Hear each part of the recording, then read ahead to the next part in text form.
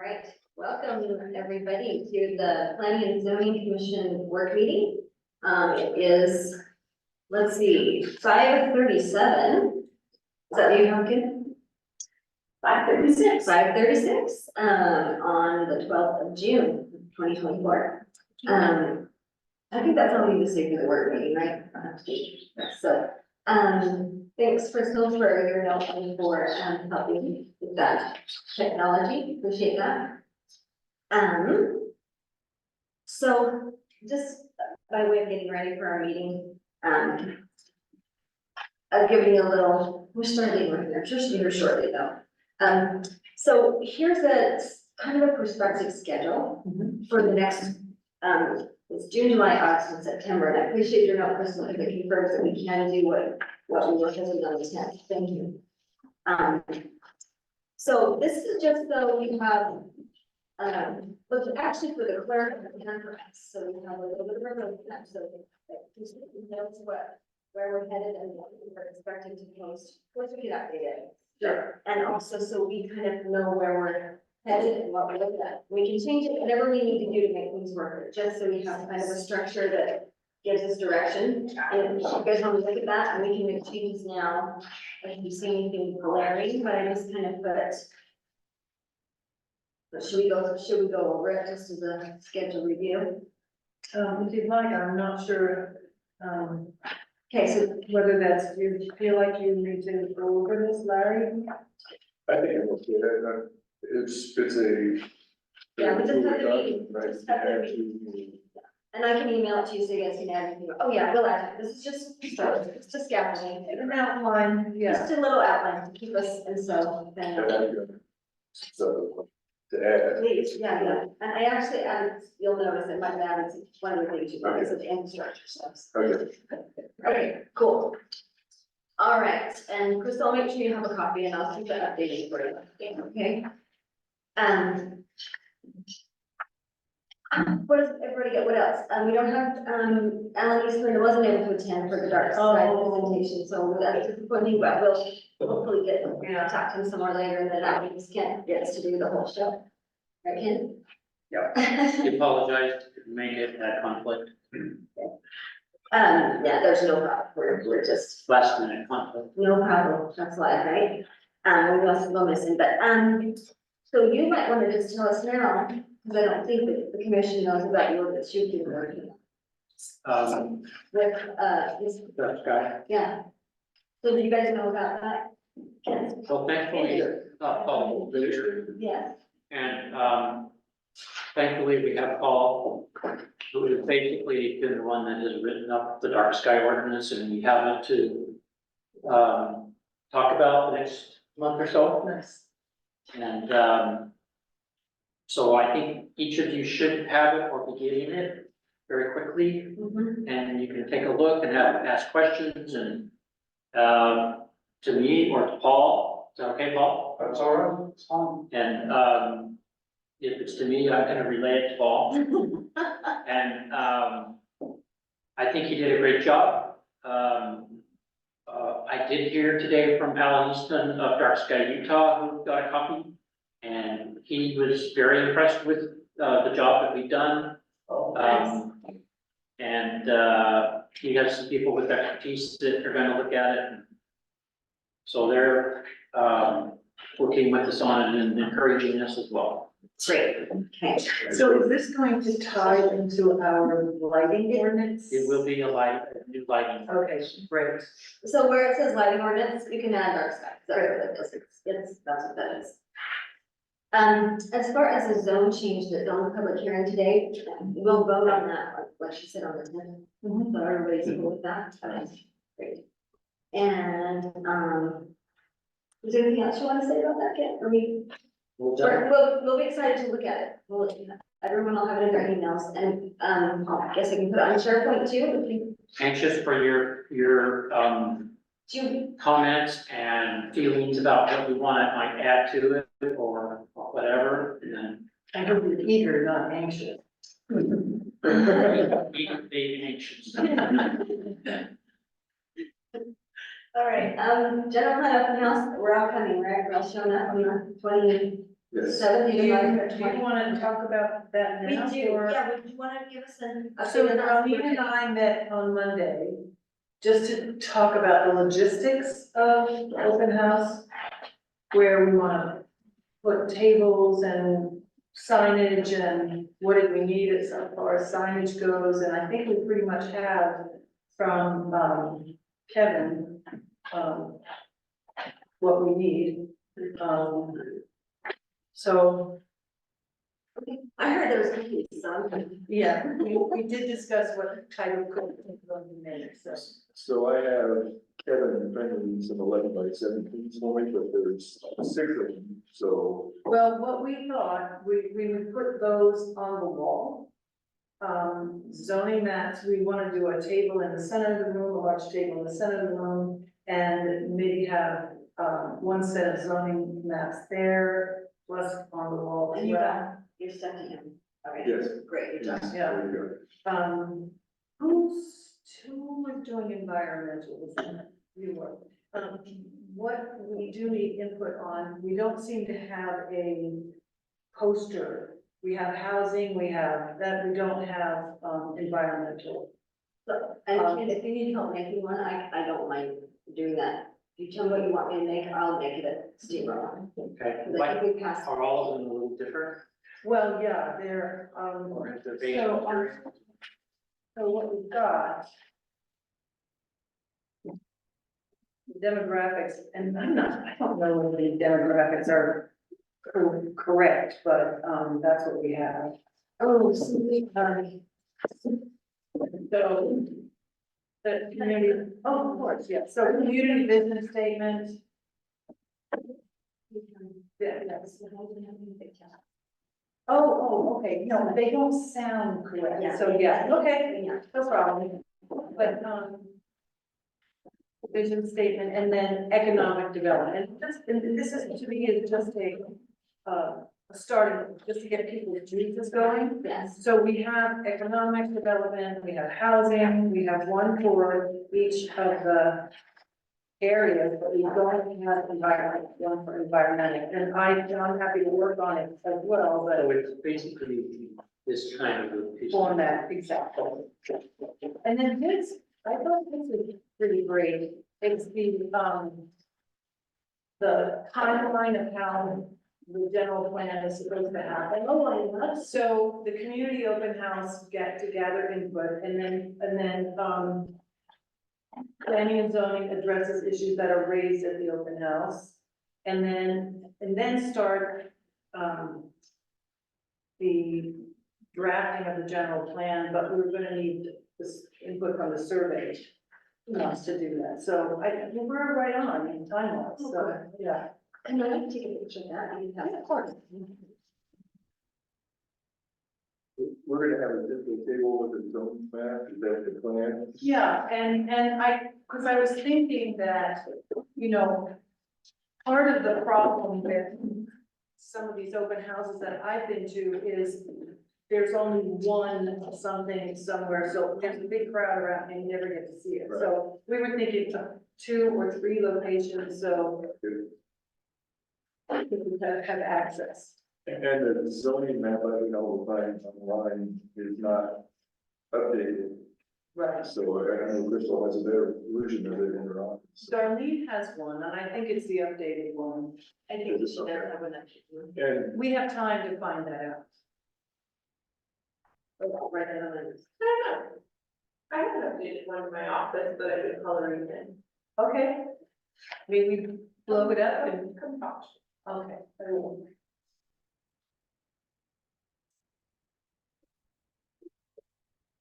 so if we had just a map of the town that was printed black and white, and 8.5 by 11, and like stack it, and ask people to circle an area where they would like to see commercial, or circle an area where they'd like. Absolutely.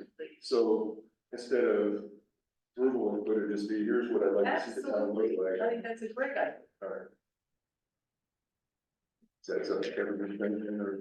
I don't know if it's that, but let me know when I'll either have pictures or I'll do it. I don't know when it's time to, so I'm watching. Then you can use. Not, Right? yeah, Or what? if we wanted to get a couple dozen, 8.5 by 11s, So I have some stuff too, so you'll. or you have a commercial printer, right, Rob? You've got furniture, like full and stuff. 8.5 by 11, maybe. Copies or something, black and white. Oh, we can use those of it. Okay, And Crystal, can the town, provide water for open house? The thing is not, Yes. can't take you.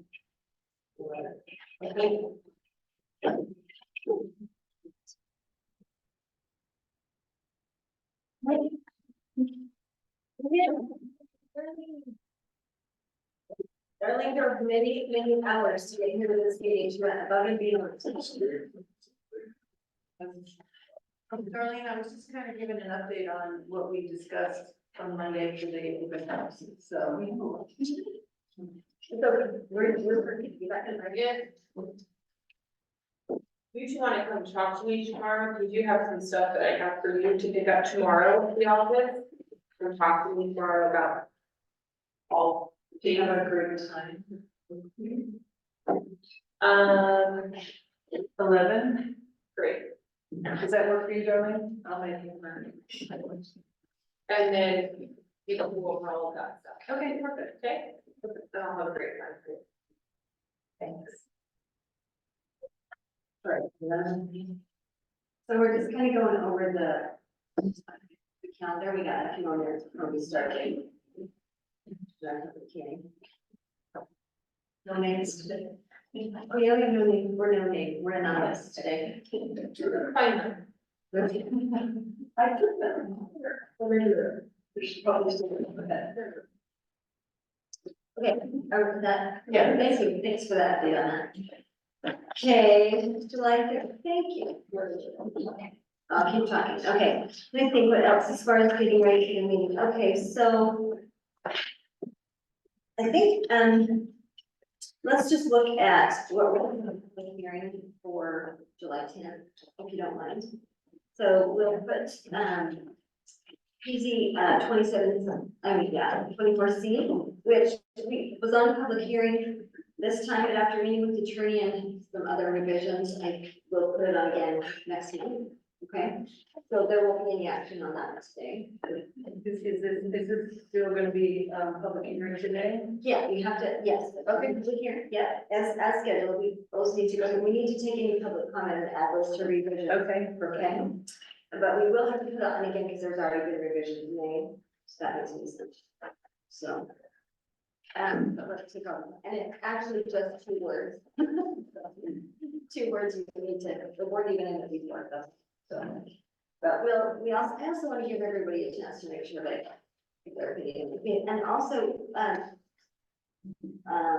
we won't take any action tonight on PC 24G, either that's chapter 60.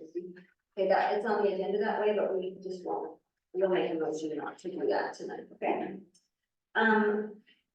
What else? So, we just need to sign ordinance. We'll try to put that on public hearing for the 10th. Yes, if that's okay. Okay, great. All right. Agree with the concert. July 3rd, right? No. All right, looks like, does anybody need a break? Anybody have anything else as far as this meeting? Getting ready for it? No? Well, then you go to the, oh, you have something fun. Oh, Darlene's got more general. Let's hear it, let's hear it. Bubbles, so we're going to have an area, I mean, vision in the center of the room. We have the thought starters, Okay. and then what, who do you thought? And so this is ideas that we keep, any of us can contribute, that we keep hearing, bubbling up as got it, important to our community, got it. right? You know, the property rights, neighborhoods, skies. And then those are going on the wall, yes? Well, they could go on the Yeah, wall. or they could go on the table with the other ones. Right? So that's gonna be our food for thought. And then we'll have a section on the vision. Right? And then our categories. Okay. And Kevin's lovely posters will be in the center area, where people would think about. Okay. Because some of them are hard to align, and you're missing some things like roads. We wanted to come up with one for road, Kevin has, we got to have different transportation. sure, I sent him six posters. But they're 11 by 17 and restricted, so. Okay, your questions? No, it's just, visual, it's like a map of the town showing proposed, from the traffic study, showing proposed connector roads, and what I kind of wanted to do was have, static maps and have people draw in where they live. And then have another one, static maps where people can circle, this is where I think we should have high density residential. And this is And that where- would be part of the comments. Section, so. For the suggestion. Right, We could put those next. Like a non-written survey, I like it. Yeah. Right. Cute, that's a good idea. Okay, so I don't know. yeah, so, yeah, these making those, except for these, they have my relatives and all. Personal favor that. So do we have assignments, because we don't have a general plan meeting in July, okay? So do we have assignments that you need us to have finished general plan wise for the 10th? And if you don't have them now, just send us what you want if we have. Well, I think after the open house. Okay. We're gonna look at the feedback, compare it to what we already have, and then create our survey. Okay, So we so only have time to do that, but that's not. well, that's what I was thinking. All right. To get the results of whatever information we gather at that meeting prior to our next meeting, so we can be prepared.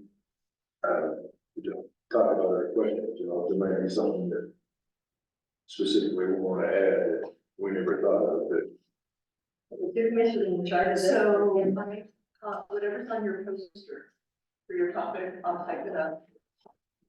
Or I can take a picture of the poster and drop it in your folder on SharePoint. I mean, you guys can work that, I think he has kind of a plan in the area, like, Yeah.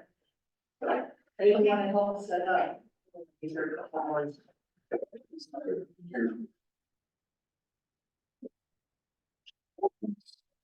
He's making big numbers, and then you want smaller ones. and I'm just gonna do not a, satellite, just a printed map of the Yes, oh, those are nice. So, because the big ones, that the maps that people gave us, were put on the walls. Yes, and I have, And we're gonna put some on different walls, but we don't only have to do the one wall. Not access to the. so assuming that I'll be standing here and kind of explaining what these are and trying to get input to people about, where do you see if the line is closed, how would you get out of town? We'll draw it on the map, where would you like to see us get out of town? And then I think this might be the station for train, but this is the, closed. What are the ones? Yeah, this is the, yeah, it's, and absolutely. We just need to put this all right. No, We'll have a regular. listen, right, so no meeting on the 3rd, and a meeting on, okay, so let's take 5 minutes, everybody can get a drink, use restroom, whatever they need to do to get ready for our, regular meeting of public hearing, we'll start that on the hour.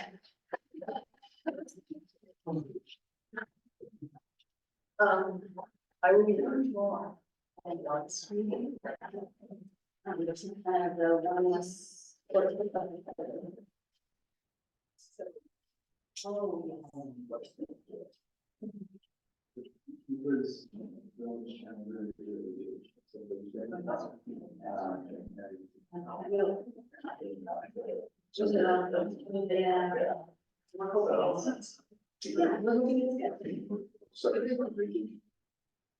Yeah, started on vacation last night.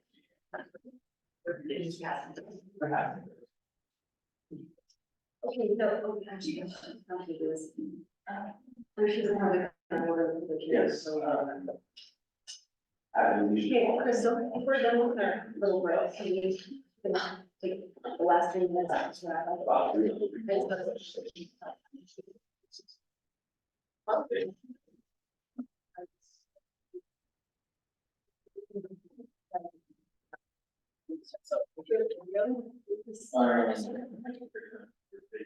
Oh, you want to see it, John?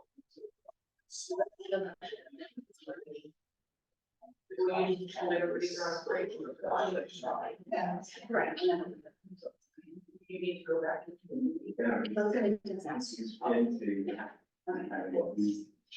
I would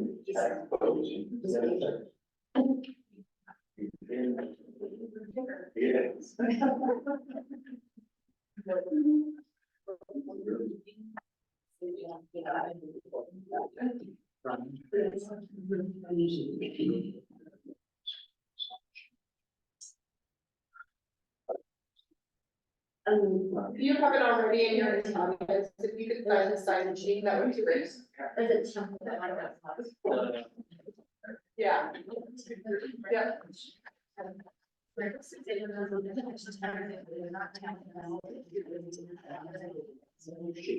Yeah, but I'm worried about these words right here.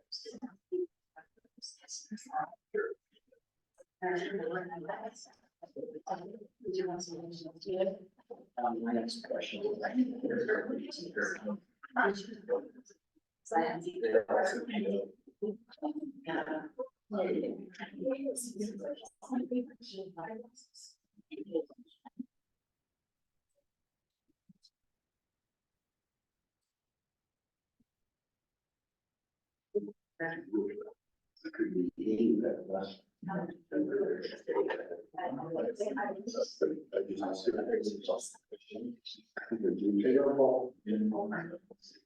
I will be this.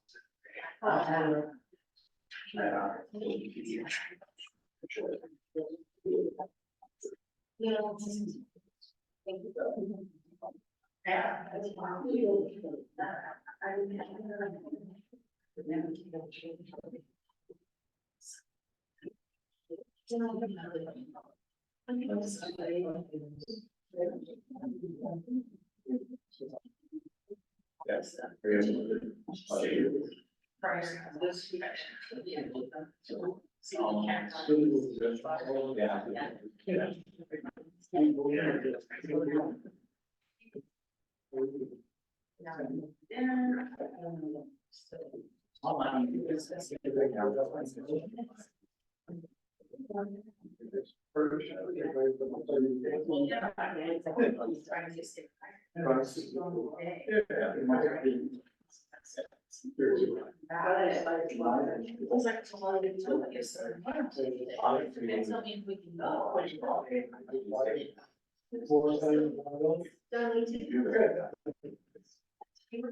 But he has to be classroom, so I think I can do this. Classroom, screen, I think he got it.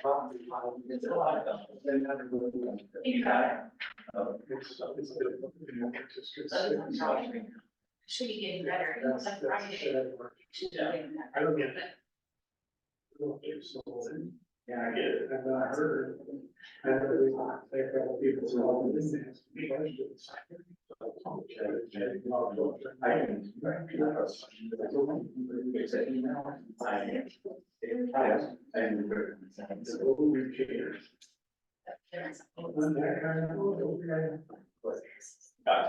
So everybody has to be okay.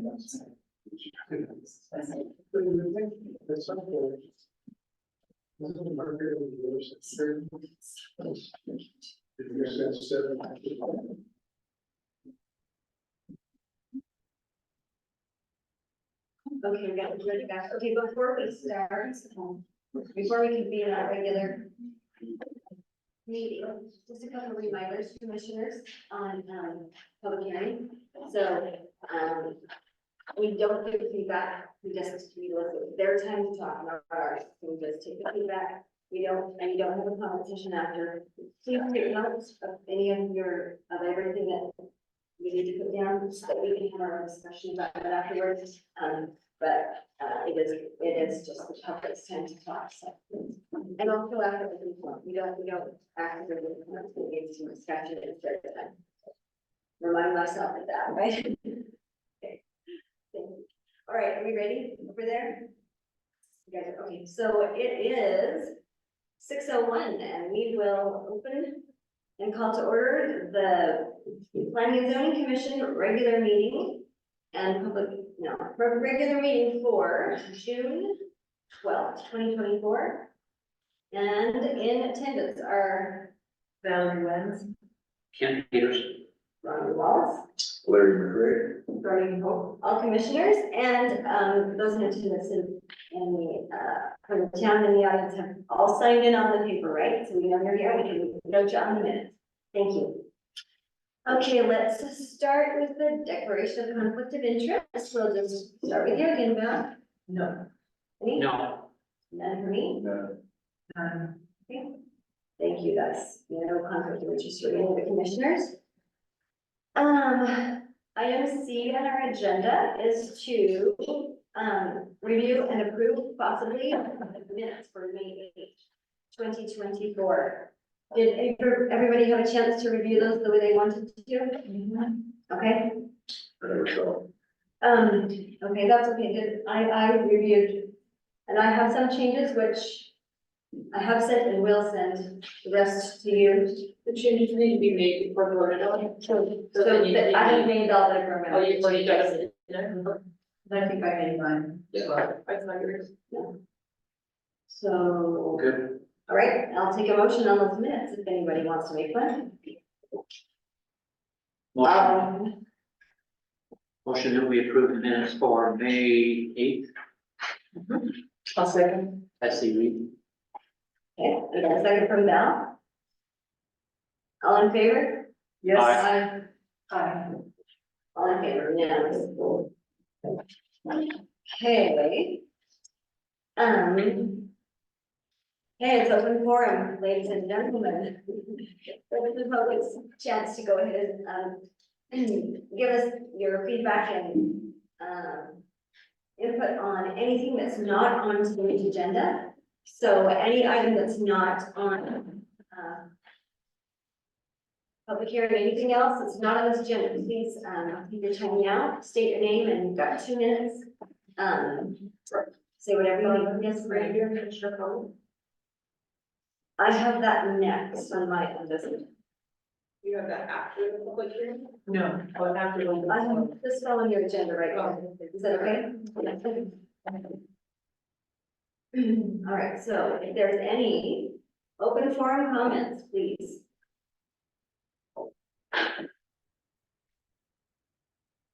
Okay.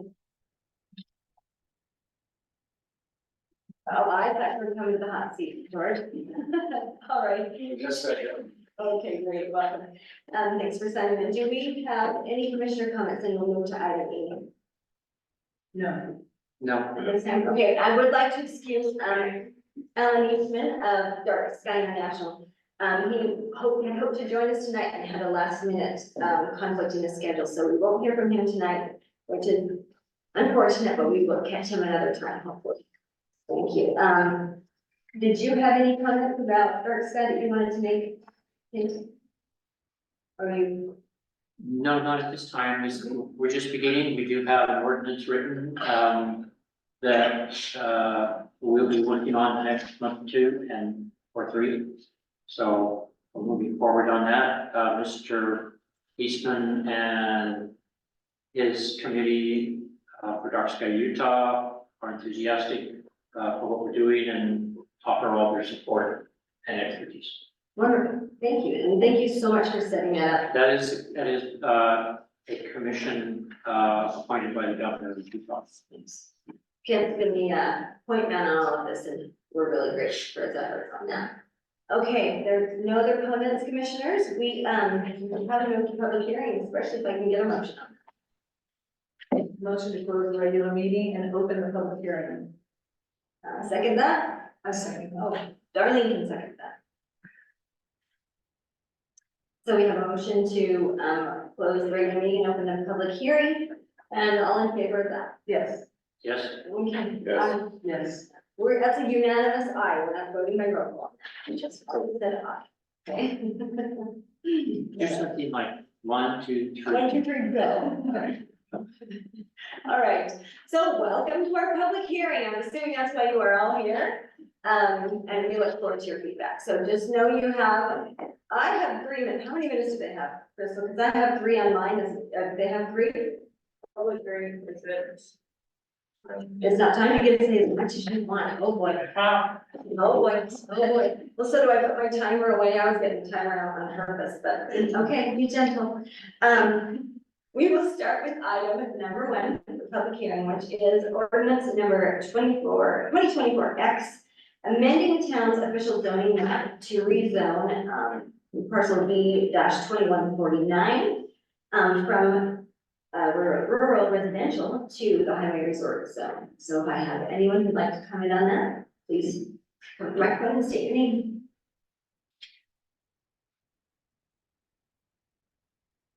Bueller?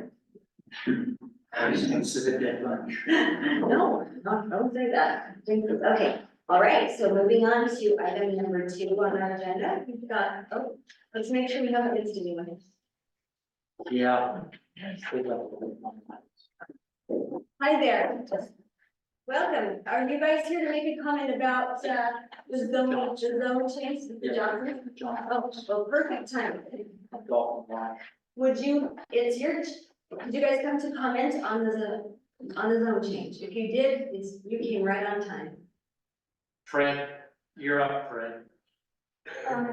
What's that? The comment on the zone changes. Oh.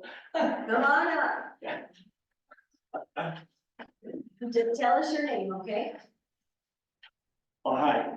Hi. Yeah, my name is Fred Johnson. Been a resident of the area here for, since 1996. And anyway, I have a place up at the upper part of Dalton Wash. And I'm not against people doing what they want to do with their private land, first of all. You know, I don't have a problem with that. The situation that I see down at the entrance on 2149, okay, is that is actually a really high slope area until you get to the top of that little mesa that's there. And it's a very small area of the mesa on the northwest side of the property. And from a hydrologic and geologic standpoint, if you don't have some sort of control on the development of that slope, you can affect the entire Dalton Wash riparian area and the area, that riparian area that's at the bottom, and also that the drainage of Dalton Wash. And as you know, Dalton Wash drainage has already been kind of like just barely grazed by AutoCamp on the other side. You have that one. That's one issue. It's a pretty important issue because you can change the drainage alterations and whatever by changing the slopes. And so you have 2 things there. You have a slope, you have a drainage, and you have essentially the little Dalton Wash floodplain that you have no idea, you know, when the next bigger flood might come down Dalton Wash. You just don't know in these desert environments what's going to be happening. I didn't credential myself. I'm a licensed professional geologist in the state of Utah. So I think that should be taken into consideration when I first heard about this, because that's my driveway. I have to drive down there all the time, you know. But that's, you know, that's near here and there. It's just what is there that's actually amenable to development. And to me, I say if there was something amenable to development, it's way up on the northwest side of that property. The southwest side, which would be where that loop is in Dalton Wash, in that area there, as far as development goes, or benching it or doing something crazy with it, it's not real feasible. It could cause a lot of problems with the people downstream, with AutoCamp and also the property owner on the other side of Dalton Wash. That could cause a lot of problems. The other thing there is just congestion, you know, and I'm sure that's been brought up by people. But it's gonna be at the entrance to it, having essentially a four-way at the entrance to the Dalton Wash Road. Right now, we're having enough with a lot of the bikers wanting to go to Guacamole Trail and they don't drive 25 miles an hour there. As a matter of fact, there's 25-mile-an-hour speed limit signs. I've ridden that road on horses. I've ridden that road. I would not take a horse on that road now. I don't think it's a good idea. It should have been posted at 20 miles an hour. But the upper part of the road on the private property, the county has widened it quite a bit. So people think, well, we'll get through this narrow stretch and then I'll be on that upper part and I can just speed it on up to 45, right? And they do. And the poor guy up there with the pistachio trees is like, you're killing my trees, so it's pretty bad there. But as far as from the standpoint of slopes and geology, I would say, if there's no way to, or no types of things that are available to essentially control the development that may or may not go in there, whatever development is there, then until there are, I think that something like this ought to be just kind of tabled for a while until there are something that would control that type of development into something that would be amenable to the environment that's there. It's all about, what does the land allow, Yeah, it's like the old Washington County Washington County guy who was in favor of the roads and everything up there. He did say one thing. He said, there's certain slopes in certain areas that, I could never allow a road because that would, be, I could never compact it enough to do that, And he said, I could never allow public access. Now, private, yeah, okay, private people can do that. So if you're doing private and then you're going to go public by allowing the public to go in, then those kind of considerations should be there. And that's pretty much what I got to say about it, Thank you, thanks, Brandon. You bet. Thanks, Brent. Yeah, Ken? No, that's good. Oh, you bet. Thank you. Yeah, my hearing's bad. Okay. So do we have any further comment? I saw a few more people come in. Hopefully everybody signed in on. Any further comments on the zone change? Okay.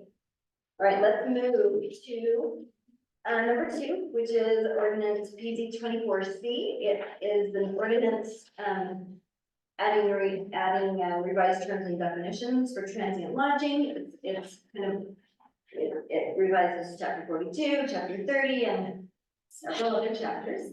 So, if you have any comments on that, I'll take those now. Yes, thank you. State your name, George. Thank you, George Marvinos. I've been a little bit out of touch, busy with my own work, and I'm wondering if you can take a minute and kind of bring us up to speed. Just a couple of minutes, up to speed on what the proposals are. I know that what I read outlines it, but it's difficult to really understand what it is that we are in an open meeting about as far as So the your details. point is incredibly valid, and I can't discuss it now because this is public Okay. time. But in the commissioner comment section, I will do exactly that. Okay, thank you. Thank you.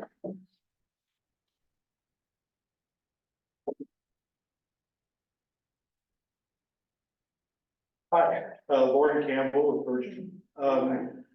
I don't have any problem with the definitions. I'm glad the town is cleaning up definitions. The only exception I have is what's not in there. There is still not a definition for occupancy. We've been talking about this for almost a year. And when you're talking about short-term rentals, occupancy is the key factor that causes problems. A 3,000 square foot house that has 100 people over for a wedding that goes on till midnight is a problem. If the occupancy is the total number of people on the property, that's what the definition of occupancy should be. That way the sheriff can enforce it. If there's a noise complaint, a lighting complaint, any other type of complaint, sheriff can come out, look at the sign on the door, occupancy is 12. If there's more than 12 people on the property, it's violation. So that's my only comment on the definitions. Thank you. Thank you, Lauren. Thank you.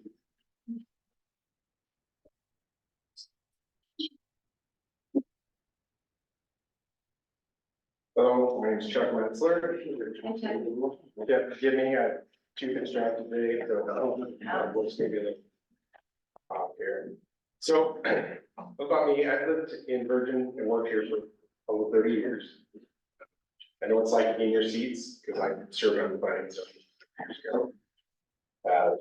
That being said, these observations I'm making here are based on what I kind of outlined about working with this ordinance. And if I've, before I say anything, I've considered things carefully, so. It says, I've read through the proposed ordinance addressing changes to the zones and the use table. That's what we're talking about, right? That's right, right. In the table, it states that hotels, gas stations, and food trucks are prohibited in the commercial zone. Kind of a little joke, I know we had a traumatic food truck situation, I don't know why we prohibited food trucks in a commercial zone. The ordinance clearly in place for these businesses, or there are ordinances clearly in place that are already very restricted, based on what's in there. If you have a hotel, it's almost not feasible, because it has to be small, open space, all that stuff, so. Prohibiting, to me, just tells developers, we don't want you here, go ahead. So. By banning these businesses, you're taking away jobs from locals, from construction workers, housekeeping professionals, landscapers, business managers. By banning these businesses, you're throwing away valuable tax revenue that is needed for infrastructure and to operate our incorporated town. We are an incorporated town, we operate like business. We don't have income, can't take care of business. This next part might ruffle some feathers, but some people moved into Virgin with the belief that it's a bedroom community. Virgin is not a bedroom community. It's a working town with generations of working families. Most of the houses that you see in town are a direct result of these hardworking families. They built the water systems, public roads, and subdivisions. They've donated land for parks and public buildings. I'm seeing a lot of changes being made that are directly having a negative effect on mine and others' families. We can't stand by and let the voices of the few who own what's been built. Business and landowners have invested in this town for decades. By banning future businesses, we're telling these people they should not invest in Virgin because the town will arbitrarily take away the investment that they have made. Please do not vote in favor of prohibiting our commercial prospects and killing the future of our town. So, Thank you.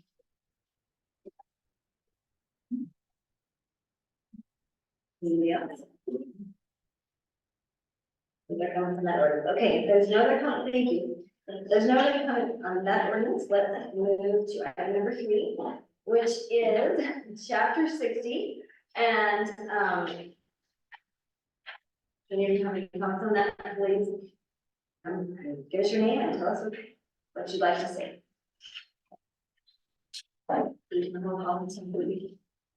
No. Okay, let's move on to item number 4, which must be why you're all here. Okay, good. And we do appreciate you spending the time. Ordinance number 2024-09 is an ordinance from the mayor, and it's enacting a land use regulation that addresses large structures in residential zones. And you'd like nobody else voted with fight this one at a time. If you guys are talking in the audience, you need to go out the door and talk. Okay. So my name is Sherry McCray, and I am the president of the HOA of Rio de Zion. And I cringe when I say that because I feel like I'm some crazy lady with a clipboard walking around the neighborhood, but here I am. Rio de Zion is opposed to having maximum size restrictions on our community. Rio de Zion was a well thought out planned community that came together over 18 years ago. The developer had a beautiful vision of a neighborhood that was harmonious and architectural style in a rural setting. The builder laid out strict CC&Rs and architectural guidelines as a map to carry out the theme throughout the life of the community. Standards were created with strict building setbacks and height restrictions to help protect the views throughout. The builder laid out 68 lots of various sizes of just under half an acre to the largest being over 2 acres. This takes place on over 70 acres of land.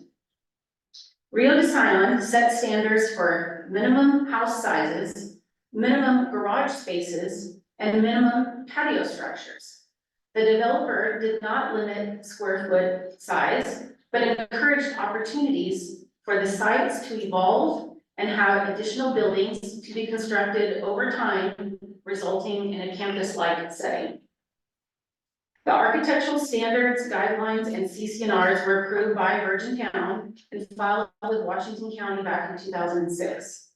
The first 5 houses built set the standard and the tone of the neighborhood, and I'm proud to have one of the original homes that was completed in 2008. This neighborhood was marketed as a premier location for custom homes with its proximity to Virgin River and Zion National Park. Lots were sold here at a premium price. Because of our HOA, its strict architectural guidelines and its rules and regulations, custom homes have been built here to a higher standard. This neighborhood welcomes its property owners to build dream homes and larger homes if it desires. I've written to the town council and planning and zoning about my concerns restricting square footage. The response I received back from the mayor recently stated, and I quote, "The only reason any of you in Rio are upset about the square footage requirement. That is not the town's problem, that is with your CC&Rs. Rio's problems with this ordinance doesn't have to do with our CC&Rs. It has to do with changing the character and residential quality of our existing neighborhood. If you read the 4th whereas listed in this ordinance, character and quality is a goal to protect. We have larger homes that have exceeded the square footage restriction. We have homes that have more than one septic system. We have homes that have a septic tank capacity that exceeds 1,500 gallons. We also have homes with merged lots and 2 water meters that property owners have paid standby fees on for many years. If this ordinance passes as written, all these homes, including my own, would be non-conforming and wouldn't be allowed to be built today. Which means that if, God forbid, a fire comes through here, like a fire that was just in Rockville a week ago, and we were to lose any of these homes that are over that square footage, could not be rebuilt. We want landowners to have the right to build a dwelling, house, living space, outbuildings, casitas, cabanas, garages, or whatever you want to call them, that fits their needs or their requirements. Our CC&Rs protect house values by ensuring that houses are built to a minimum standard, a minimum size, and from there, sky is the limit, as long as it works within the strict height and setback requirements set by our own CC&Rs. These requirements are stricter than what the town has in place. And we are glad that we have these CC&Rs that protect home values and keep our neighborhood's character and quality in place. As president of Rio de Zion, I'm requesting that planning and zoning not recommend this ordinance to town council. It truly infringes on property owners' right in building their personal dream home. Thank you.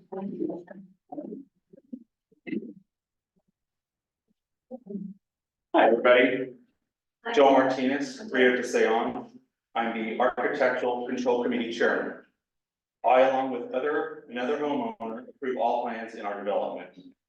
I will continue to approve all plans in accordance with our CCNRs, which were established and approved by our town almost 20 years ago. Our CCNRs require a 2/3 majority vote to change, which is nearly impossible. I will never vote or recommend a vote for a CCNR change that would make my home, my neighbors' homes, non-conforming, as this proposed ordinance would do. Our lots range from 0.4 acres to 2+ acres. I called and had a discussion this morning with the county health department.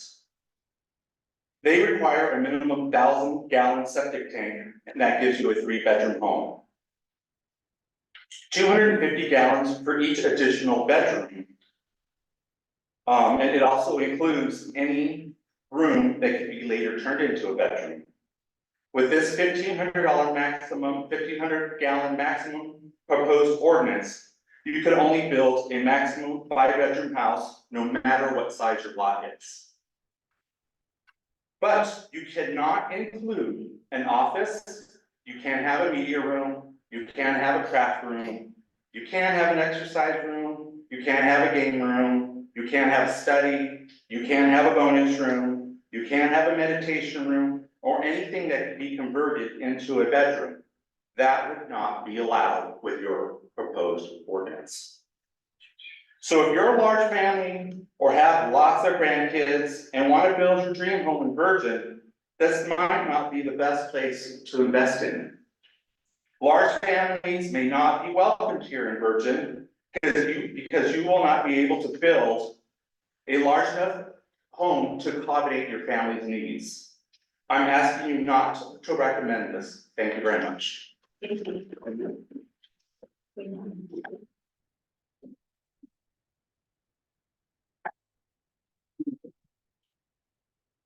Well, I have property here in Virgin, though I am not a Virginite. And I would just like to say, first of all, I very much discourage the idea of the town posse hijacking their job. There's a reason, there's a separation in power, so that's the first and foremost on my mind.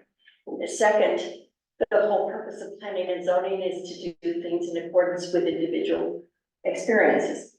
Real design has an entirely different plan than, say, downtown Virgin, where the homes are under 3,000 square feet.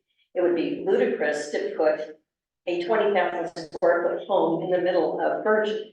And yet it might be appropriate on a piece of land that has 20 acres.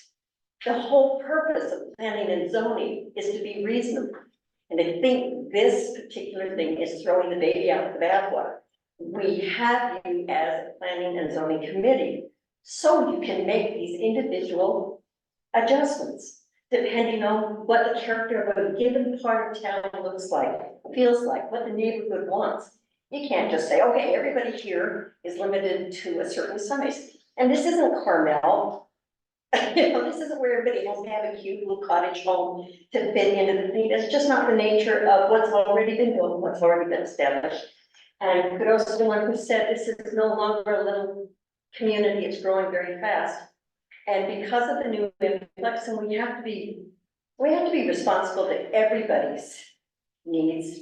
And we can't be fighting and saying, you're from California, we hate you. You know, I mean, that doesn't work. We're a community and we should all pull together. But I say, as a planning and zoning committee, I think you have to do an individual basis for these decisions based on regional. Let's say. Thank you, Vivian. Thank you.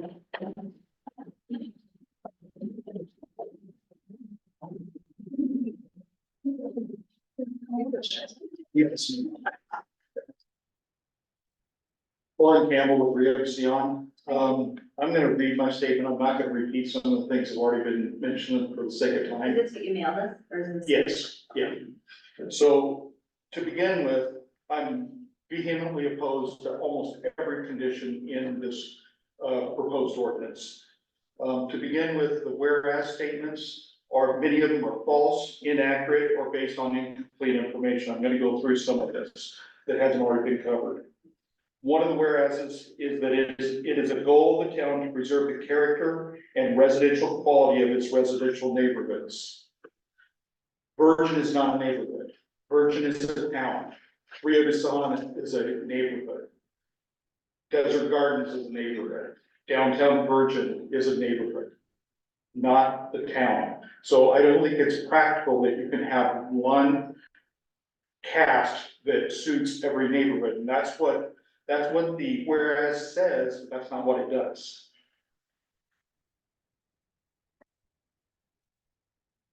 Trying to skip some of the stuff that's already been said.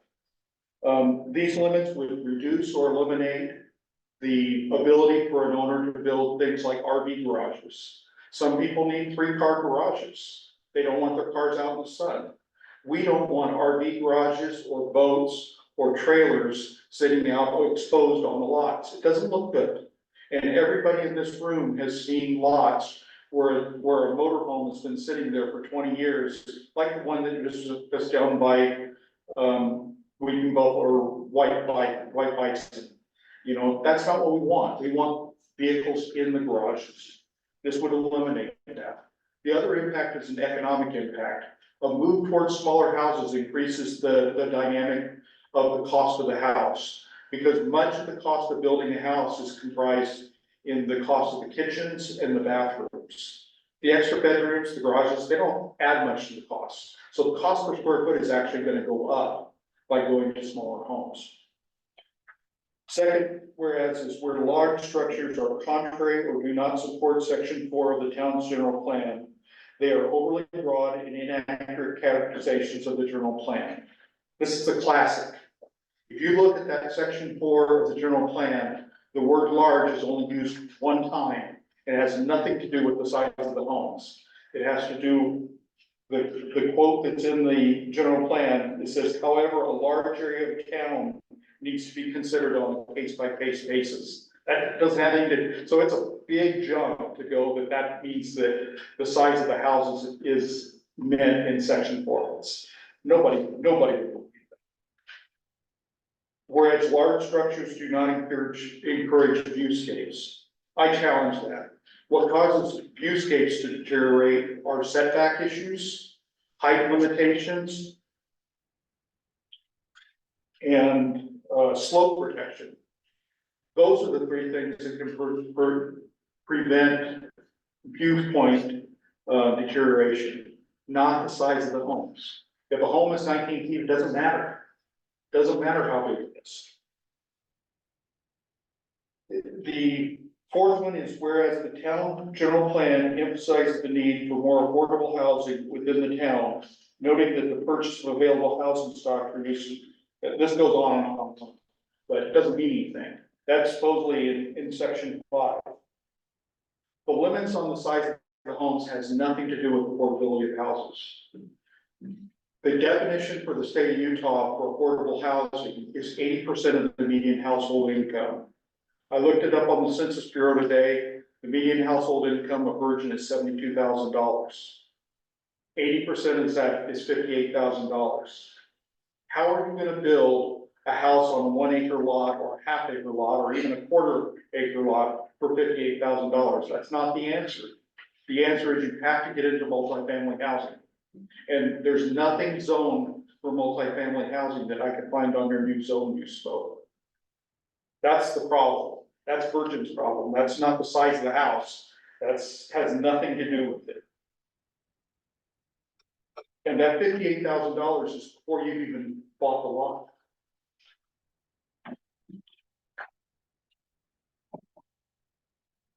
The general plan states the goal is to encourage development of higher density, lower cost housing adjacent to the commercial zones where access to public infrastructure is most likely to occur. Neighborhoods such as Rio de San do not meet either of those criteria. So saying to comply with the general plan is disingenuous. It's dishonest. Section 6 of the plan goes into much more detail on housing, including affordability and the need to attract young families. It goes on to state that the town should apply for state and federal grants and programs and to encourage clustering, which is what Rio has, which has come under criticism lately, to enhance the availability of land for development while continuing to provide for open space. It's probably not a good idea to cite the general plan. We haven't followed the general plan so far, except maybe when it's convenient to cite something that the town is trying to get to ram through. Finally, whether the town does not know what else is in the general plan, or they conveniently left out this part, section 5.02A of the general plan states, private property protection, that's highlighted.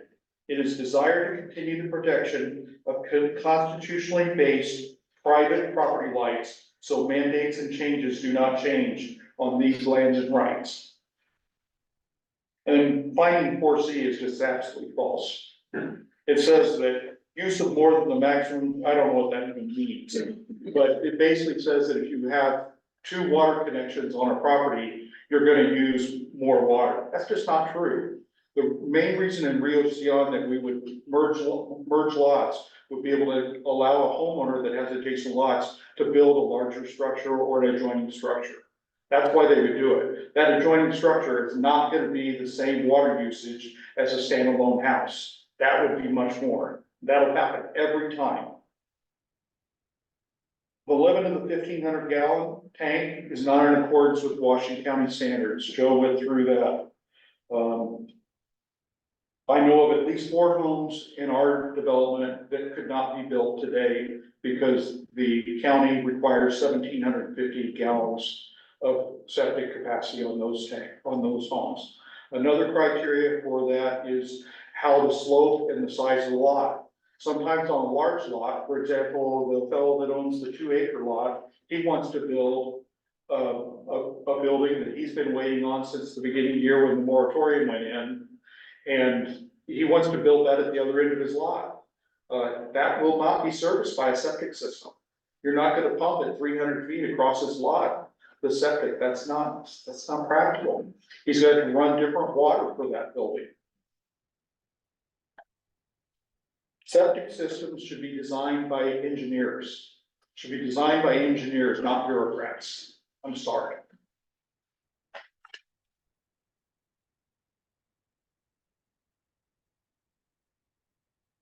Probably the biggest glaring thing in the ordinance is the lack of definitions.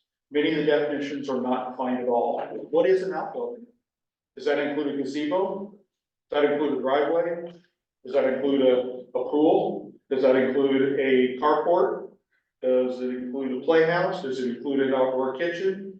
Definitions have to be involved, they have to be narrowly defined, because if you go on the internet and search for definitions, number one, there's no definition on the state website for outbuildings. There's lots of Google definitions, and every one of them is different. Living area, it's not defined. Is that ground space? Is that living? Is that upstairs? Is it downstairs? Does it include patios? What does it include? If you have an outdoor kitchen, is that part of your living area? Who knows? Since nearly half of the whereas statements are based on false, inaccurate, or overly broad conclusions, a reasonable person would not come to the same decision to approve this ordinance. And it would not pass either the intermediate scrutiny or the rational basis scrutiny that's done by the courts. It might not even pass the strict scrutiny standard. I urge the Planning and Zoning Commission and the Town Council to reject this ordinance and start over. It's not ready for publication. Thank you. Thanks, Lauren. Thank you.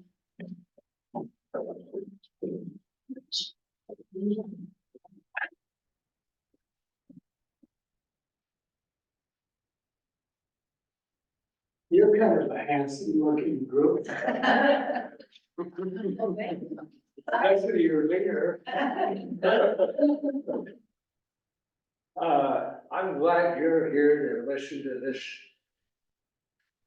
these comments. I thought they were great for people who live here or have investments. You know, the most beautiful house that Rio de Sino is the largest. Amazing, isn't it? Can you state your name, please? Hank Moyle. My dad was Henry Swan Hank. I think his name is Kimball, isn't it? Yes. I went to his home for finishing. And it's much, it's more than twice as big as they allow, and it's new. You know, I've had 3 lots, one's over an acre. I wonder if on that lot, you have the authority to grant a special authority to approve on the larger lot, to approve a larger house. Because by the time we get through with the garage and everything, you know, I don't want to give you a hard time, but I'm just glad you're here to govern a little bit what goes on in the county. And I bless you, I ask the Lord to bless you, that you'll be inspired to do good things. Thank you. Thank you. Thank you. Thank you. Thank you.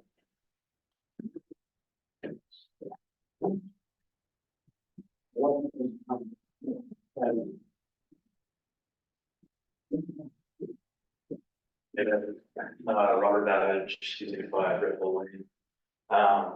Sort of, I empathize with you guys. I know it's super tough. I've had your funds in blowing up for 3 weeks straight.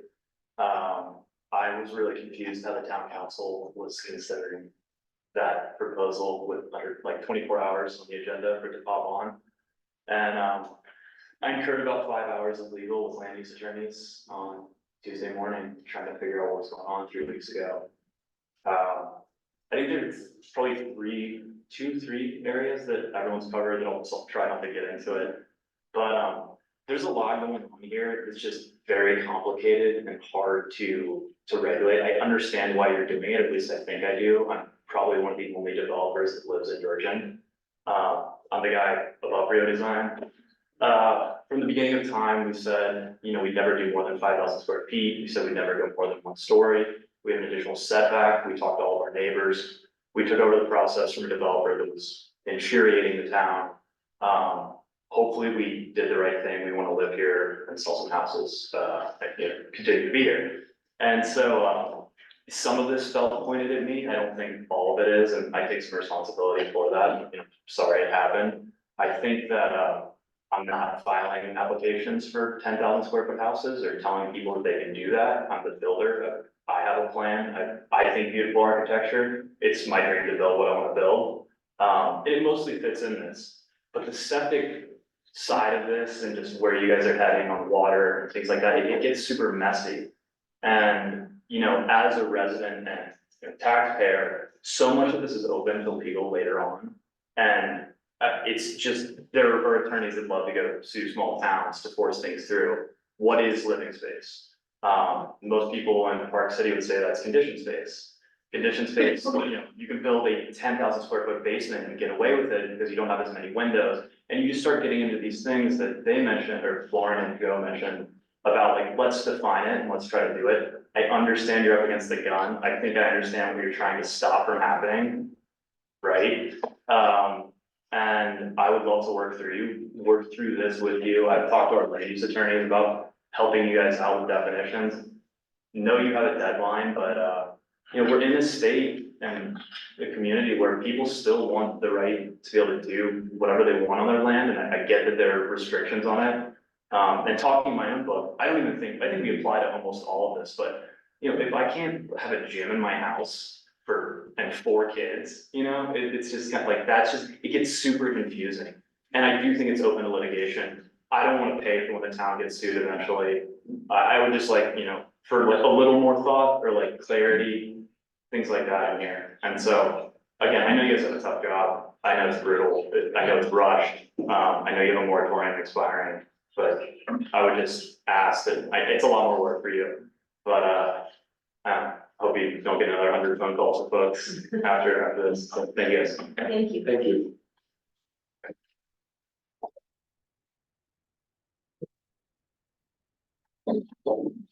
Okay,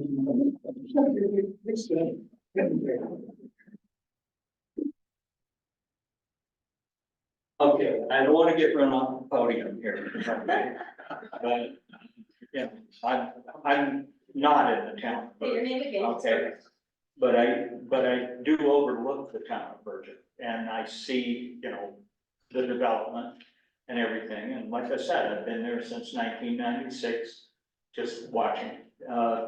Not always watching, because I've got a lot of work. Will you tell Crystal your name again, so she can put it on this? What's that? Just tell Crystal your name one more time, so she get it on this one. Fred Johnson. Thanks, Fred. Anyway. Thing is that I don't understand this ordinance, okay? But I did want to make one statement about it. I do not care. I mean, I think Virgin is doing an awesome job of what they've been doing as far as lighting and things like that. You have one of the best lighting ordinances in the whole daggum county, okay? I think that you should try and keep that way, no matter how big it is, no matter how little it is, keep the lights pointed down.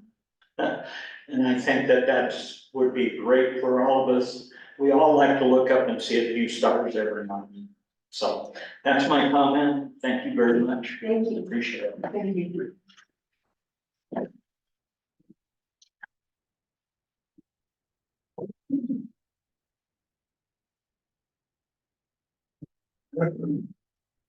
Oh, that's very actually. A lot of what's already been said is what I agree with. I checked with the county too, and 5 bedrooms is just not enough for most people, because if you want an office or all things he said, swimming room, gym, you're gonna have to give up all those things. So the $1,500 gallon tank doesn't make any sense. I also don't think you should limit the size of the home. You already have setbacks that cover that. I got here, the town should not limit the single family home size, it penalizes family because others are not following the rules. Please vote against limiting the size a home a family can build. It is taking our rights, there are already restricted setbacks. Thank you. Thank you. Thank you.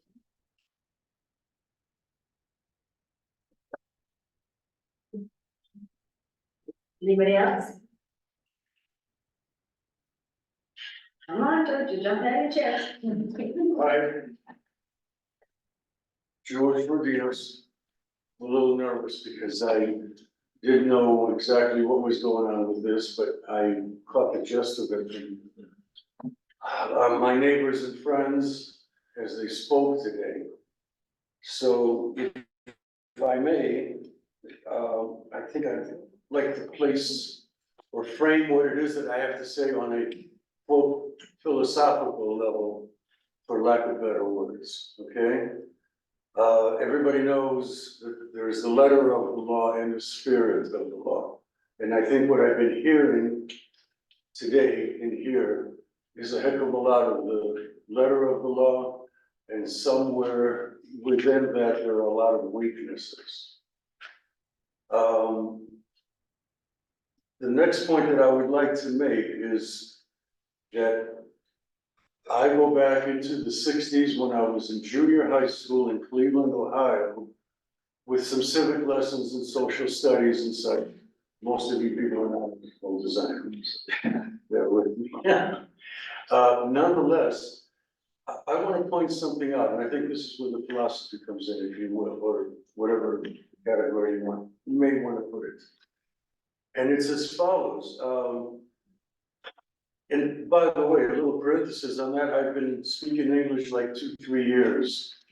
Junior high school, I came in just a few years before that. So here we're going through the Constitution, the Bill of Rights, the Declaration of Independence, and such.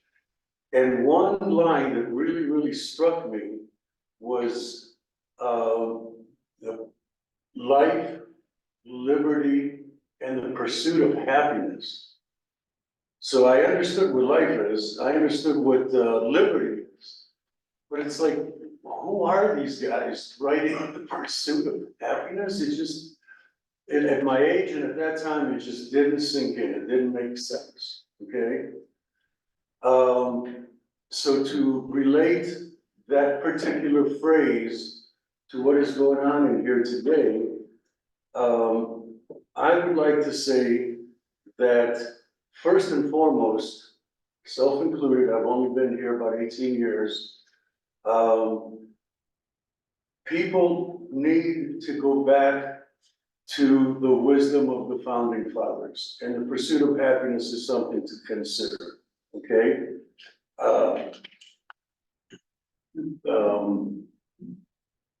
Not the spirit of the law, but the, what was the one I said? Letter. The letter, yes. If the letter of the law, for example, says you can only have 3 bedrooms and you have 7 kids, it really does not make sense, okay?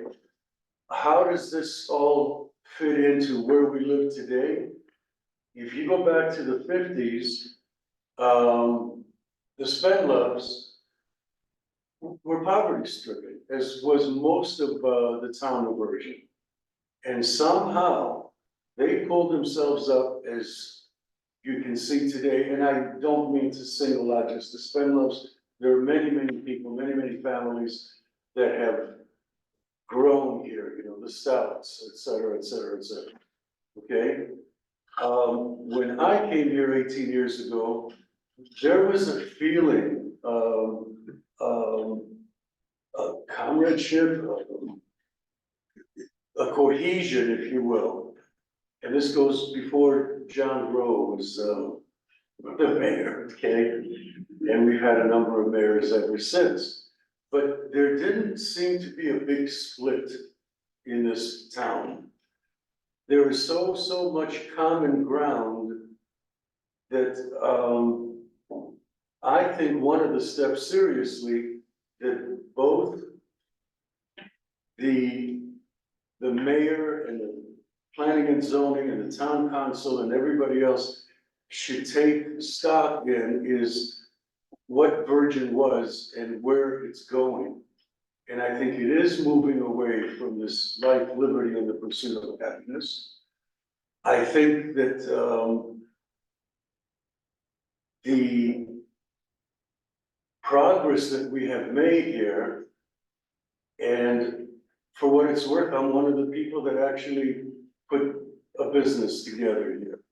When my wife and I did that, we could have built a, 1,500 square foot little shack and be done with it. And I'm getting personal with my own self here and how I think and why I have what I have. We knew that in a few years we'd be out of here. So why not leave something good for the town of Virgin? So we went all out, we built what we built as well as we could. And we have about half the town supporting us and the other half not, but that's okay. Okay? But to conclude, and forgive me for running on like this, the town of Virgin is not Washington DC, and we should come together. The town of Virgin is not any other place where the regulations really do run rampant. So the many suggestions that were made, I took to heart, and I think you should approach the issues from the standpoint, once again, and this is where I would like to end it, from the standpoint of where I open. Life, liberty, and the pursuit of happiness, my pursuit, yours, and anyone else's, can be as detailed, as was said earlier, as wanting a yoga room at your house, or this or that or the other. Know this and know that, just stomping on my feet, and you might make me want to build a 6,000 square foot house just for spite. Okay. Thank you. All right. Anyone else have anything they'd like us to hear on this subject? Okay, well, we appreciate truly your time and effort in bringing your comments. Those of you who emailed them and sent them, we appreciate those too. But thanks for showing it in person. It's really appreciated. And the more we all invest in the town, maybe a little more of that, I don't know, that happy meeting we was talking about, less of a split will happen, wouldn't that be nice? Okay, so I would like a motion, if you can, to close this public hearing, thanks to all of you. So moved. Okay, and we'll, with that, so you'll close the public hearing, open the regular meeting. Close the public hearing and open the public meeting. Thank you, sir. Got a second? Second. We got a second from Val, so we will do that and into our, oh wait, we gotta vote. Everybody in favor? Yes. Aye. Thank you, all in favor. All right. So, let me just say, as we open our discussion with these items, and just a general point of discussion, as I said, I would mention, so a couple of the ordinances that were on, public hearing were, actually, they weren't all posted. So part of the reason it was difficult to decipher what exactly they were getting at is because all the information wasn't there. You can expect the next public hearing, which I think we will decide what we will do, including PC 24C and PC 24G, the two transient lodging ordinances. You will have a chance to look at those again in detail with abundant information and hopefully a cover sheet. We're trying to include cover sheets on all of our ordinances now that will say, you know, who's sponsoring this, where this ordinance is coming from, and that gives you a summary of what the goal is and also what's in the ordinance. So we're trying to make it a lot easier for the public to actually know what's happening and be able to get feedback in a meaningful way that, that we can understand and they can understand it. Just have it be more transparent, so we're shooting for that. So check for, on our next public hearing, check for those cover sheets, check for more information on the ordinances, and, come and talk to us again. We will consider, everything that was said. I don't know if everyone's taking notes like I was, but I look like we were, so. Okay, that's my general start of the discussion on what we, okay, so I couldn't shoot it there, but anyway, let's, do our first, discussion and possible action item, which is ordinance PC 24C, that is a transient lodging related ordinance that has, that the definitions of the different definition ordinances, and Crystal, let me ask you a question. May I? So the way it's worded is this possible? Wrong because of. No, it's okay, not criticism, I'm just asking a question of a process question. The question is, do we have to make a motion at all? It says possible, so that, we don't have to do anything, do we? Okay, so let's take any more, thank you. Any more points of discussion on this if you have them, and if not, we can move on to the next. That's why it says possible. Thank you, I appreciate that, so I want to make sure, thank you. So this is PC 24C, that's the definition uses the amendment to chapter 30 through 42, and, or actually 30 to 40, and then deleting 42, just all of the foundational transient lodging thing. So, and that, there was a posting issue on that one. So, and there's some rebuttal by the attorney, so we're not taking any action on it tonight. No comment. No comment, okay. All right, should we move, are we ready for the next one then? Commission? Ready? Good question. Oh, You, mentioned you were gonna go over number 2 on the itemized list of our agenda. You were gonna discuss what was happening with that. so that's what I just did, was that, you want to need more? No, but that's what you were discussing, Yeah, and that's is what- that what we're discussing right now? Is that It's agenda the number same 2? thing, so yes, Okay, yes. this applies to number 2, and so did my general comments right at the beginning. Thank So you. there'll be more information posted in the next hearing, it'll be much more clear. Thank you very much. Okay. Number 2 is the other, anyway, the transient lodging, ordinance, it's the big one, it's chapter 60, and that will again be posted on our next public hearing, in its entirety. So, commissioners, do you have any comments on that, or are we ready to move on to number 3? Number 3. Oh. Okay, number three then, are we ready then, for number three? Which one?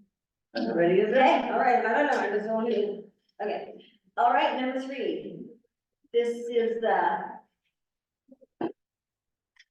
I'll just open it to discussion. Item number three is the zoning, the zoning, sorry. It is the size ordinance, the one we've all come to talk about, so. Commissioners, please go ahead with whatever you want to have.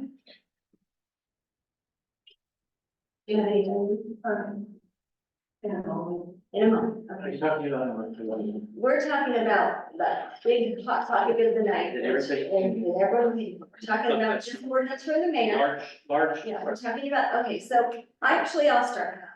So this one, yes, You have to speak over. how about this? Okay, I hope that's better, all right, normally I'm quite loud. I was talking about everybody else here, you Oh, No, I hear you better than that. You do? Yes. okay. Much better. All right, okay, so everybody's speaking to their rights. Okay, so this ordinance came from the mayor, written, and she worked on that as something for us to respond to, for us to respond to the town council and their action, the request for action, in other words, we have to get this back to them, with whatever recommendation we're going to make in detail, okay, so we have this little recommendation form, so this is, let's put together our thoughts on this ordinance, because it's real important. I think there's a couple things I wanna say. The turnaround was quick, that was terrifying, but I wanna recognize that we had two commissioners on the commission who worked very hard on another ordinance that was asked for. And that's something that is set for our agenda in the coming months, because there was important things in that. And I feel sad for the way, And the council made this to regular space to refine. okay. So I was speaking for, but I'm just looking out for my commissioners there, because I wanna recognize all that effort went into that, so, yes, so this is the temporary, okay, we can't say, it's not a temporary, that's not correct. It is our response to town council and their request for action, so let's take care of that. But I think as a commission, we understand that there's other work to be done in this area, for sure. Norman, could you address the time crunch? There's a deadline, is that correct? So, yes, if the town council sends us, gives us a request for action, so, which they did by vote, the last meeting, we have, I believe, 45 days, basically one cycle, 1 month, is it 45 days to? Anyway, we've got basically one meeting, we have to get it back to them, we have to give them a recommendation, that doesn't mean we approve or deny, I mean, the ordinance itself, it means we have to say what we think about it and get it back to them so they can take action. We can't change the ordinance, that's one of the things that's really important is, we don't have the ability, if it has to be back to them the next, within 30 to 45 days. We don't have the ability, we're not supposed to be offering it, we're supposed to be looking at and recommending, so that's the process we're in with this particular ordinance, just so that's clear. Does that answer what you were, and we're all pretty clear on that, yeah. So we cannot make changes to this? We can recommend whatever we feel we need to recommend, and we can do it in detail. So when we vote, it'll be exactly as it's written. It was sent to public hearing, yes, as written, so we can vote to recommend or deny only, okay? So we can recommend, you guys, we don't think you should vote for this, and here's all the reasons, or we think you should, town council, we think you should, approve this, and here's all our reasons, that's our job. So, yes, this ordinance is not one we will change, it's one we will recommend. But we can recommend the change. Absolutely, we can do it in detail, and we So should, we can that's make a our responsibility. recommendation. Yes. Yes, our responsibility is to give them as much helpful information as we have or that we feel they need to have. And we base it on what our own work and what the comments from the town and, you know, our recommendation needs to be as helpful to them as it possibly can be. Question, Yes, sir. did you say that, anybody on this commission assist in helping write this? This was from the mayor. This one is from the mayor, so, there was a few versions of this that came by in a week, and there was some consultation as far as numbers, but as far as the way to. We tried to help, you know, there was some consultation, but, I think I'm correct in, the ordinance as it's written right now was based on the emergency ordinance that was passed in January, was it well, I January? don't know if we can say that it was. I don't know that they're actually connected, and Okay, but I think that, I think they both have, our attempts to address the same problem, whatever it is that the town council is seeing. I think both of those things. And the emergency ordinance is set to expire, which is likely the reason. okay, that's what the. Which is likely the reason we have been given this. Right. Call for action, you know, this request for immediate action, yeah. Well, that changes my whole No, it- presentation. I was No. ready to make some compromises and vote on something. Clearly, what we want to hear everything about that. I can give you a dozen reasons why I can't vote yes on it, but there was another half a dozen things that I would like to change that might have made it. That's what you're here for. All right. Let's go. I didn't think I could do that. You absolutely can. Let's do it. So, thank you, everybody, for all the great comments. A lot of them covers some of the concerns that I also have with this. Apparently, there's a problem we're trying to fix, and I'm still unclear what that problem is and how this is fixing it. So, without that information, it's hard for me to come up with solutions to fix a problem that I'm really not sure what we're trying to fix. If it's to try and avoid events at a vacation rental, or then our occupancy does that. We've already got limits on the amount of bedrooms and occupancy. If it's, and I think that's what it's for. I think they're trying to eliminate commercials uses in residential zones. We are saddled with at least three that I know, when I've got a part-time environment. Short-term rental overlays in residential zones, even in rural residential zones, which to me is the craziest thing ever, that we can have a commercial use in a rural residential zone. But we have it, so we have to make the best of it. There will be no more of those. They passed an ordinance in 23 that says there'll be no more overlays in residential zones. But if this is just to address that, then we are punishing with a portion of our community trying to fix a problem that this doesn't fix. So I can go like the whereases, I can go, it's pretty clear on them, but I can go down each one of them and tell you why it doesn't apply or how it's contradictory to. So that might be the one place where we can't do much about that. We can just, I mean, you can give notes on the whereas. Okay. So you can give your notes. we can- So it's been stated, but the community I live in has several non-conforming houses for several reasons. We have septic systems that are above the 1500. We have properties that have 2 septic systems. We have properties that have 2 water meters. We have properties that exclude the square footage just in their living space. We have properties that exclude or that exceed the square footage limits with their outbuildings. There is no, as pointed out, no clear definitions of what an outbuilding is, or I did see a letter that was going back and forth between citizens and the mayor, and the mayor said that she wishes that the CETA and outbuildings weren't even listed on here, but I thought it came from her, so I don't understand it. But it's not defined in our code. Living space, the CETA and outbuilding, none of them are defined in the code. but we're supposed to make a decision based on how buildings, or based on these terms, so. That reason alone, I don't think we should vote on it because it's not clear. If we can't change it, then that was one of my suggestions, just make these clear, but if we can't change that, then I think it's enough. Clear definitions of the terms and then. Well, that's one, right? I'm just.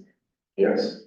And, I'm having a hard time figuring out why my house is detrimental to the rest of the community. What is it about my house that we are trying to avoid getting rebuilt? If we don't want anybody else to build a house like that. What is it about it that we don't like? Well, I see the square footage, that's, with my outbuildings, so we don't want that in our town, I can't understand it, and what does that fix? By not allowing me to build that house again, house that fixes our short-term rental issue. So, for that reason, of course, I would have to go against it. I think they're trying to limit impact on the water, but and there are studies that show that 75% of the water used in Utah is used for farming and agriculture. I think it's higher than that. And then industrial and mining uses up the majority of the rest, and only 3 or 4% of the water used in Utah is used domestically. Only 60% or 40% or less is used in the house. So if we're really trying to limit water use, then you would want to build a lot of houses, because every time you take up a piece of farmland and build a house, you're actually saving water, but that's not what we're trying to do here.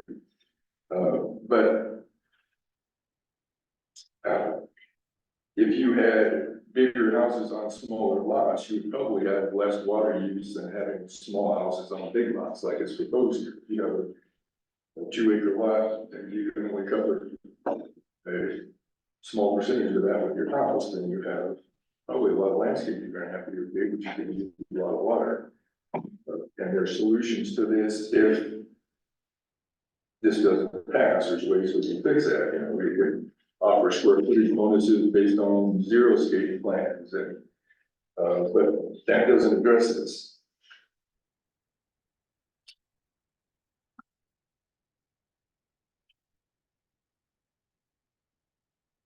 And like I mentioned, that our neighborhood has more strict height and setback requirements.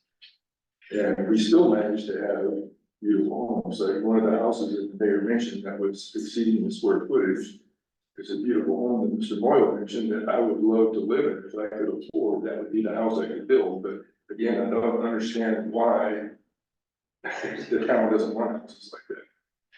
I've been in real estate and construction for probably 40 years, and I can't think of a situation where somebody comes and builds a nice house next to your house and it affects your property negatively. It probably is going to raise the value of your home. And to me, that's a positive thing. That's what we're trying to avoid, is people having, extraordinary house values and not having to pay high property taxes. And that's a state issue. It's not really our issues. I think most people buy houses because they want it to appreciate. So having nice homes around you just helps with that.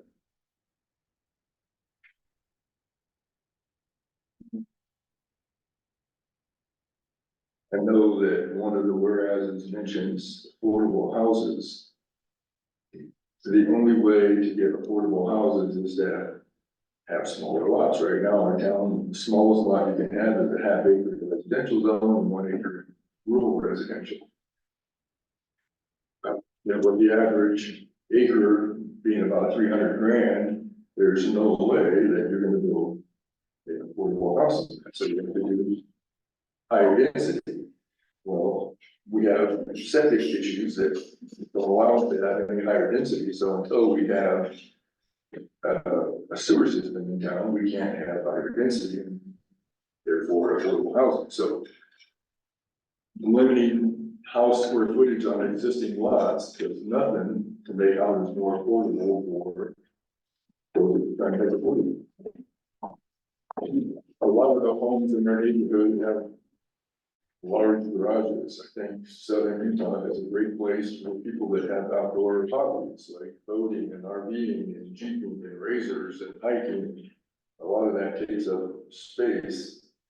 And I would much rather look at a RV garage than a sun-faded RV.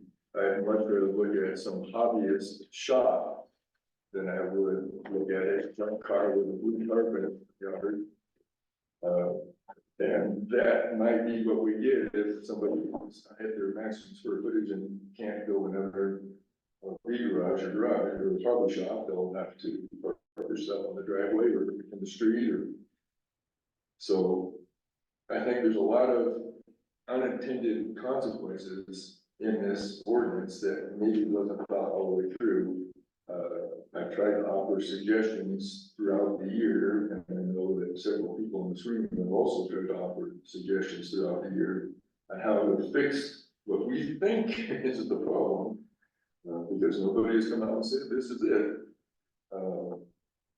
With square footage limits. I have issue with limiting a septic size to 1,500 gallons. I think what you're gonna find is people will build right up to that max and will tax that septic system where if they're allowed to go bigger, they may not use it to its capacity. Typically, most people don't. So if you have a guest room or if you have a 5-bedroom house and you're required to have 1,500 gallons and you have a gym and you have a hobby room and an office and that doesn't impact your septic use, but would be required to have another 200 square, 50 gallons for every one of those rooms you have in your house. So you would have this 2,000 square foot, or excuse me, 2,000 gallon septic system. But only 2 people potentially living in the house. Where the way it's written, you would have a 5-bedroom house with a 1,500 gallon septic system. And it would actually be more taxing on that system than having a bigger system, so I don't think it fixes that issue. And then the other is the water meters. You know, we've been paying standby fees on a water meter on a lot that ultimately we wanted to merge, and running water from our meter through my pool and through all my landscaping 300 feet to my other property is not practical. But the water meter that I already paid for would be what I want to use, but if I merge my lots to do that, then that would be allowed. So just another, I don't understand how limiting it to one is the solution to the occupancy and vacation rental.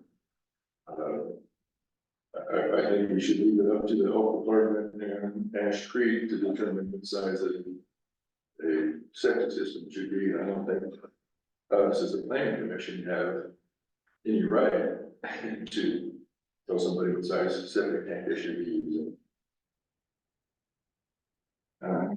Let's see.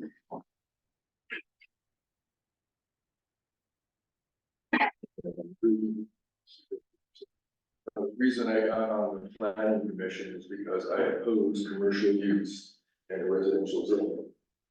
And if I thought this fixed it, I would vote for it, but what it does is punishes the people that live in a rural residential neighborhood and does nothing really to limit the occupancy other than what we've already got on our books.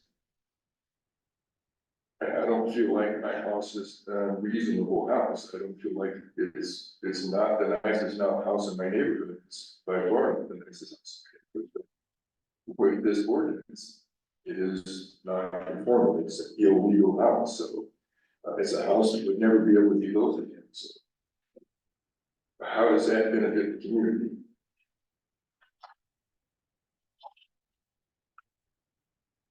It's talking about properties being sold to investors, but that's one of the warehouses, but you know, most people that buy a lot to build their homes on, they're gonna build a home on it. If it's zoned for STRs, that's the highest and best use for their property, so it's gonna be an STR.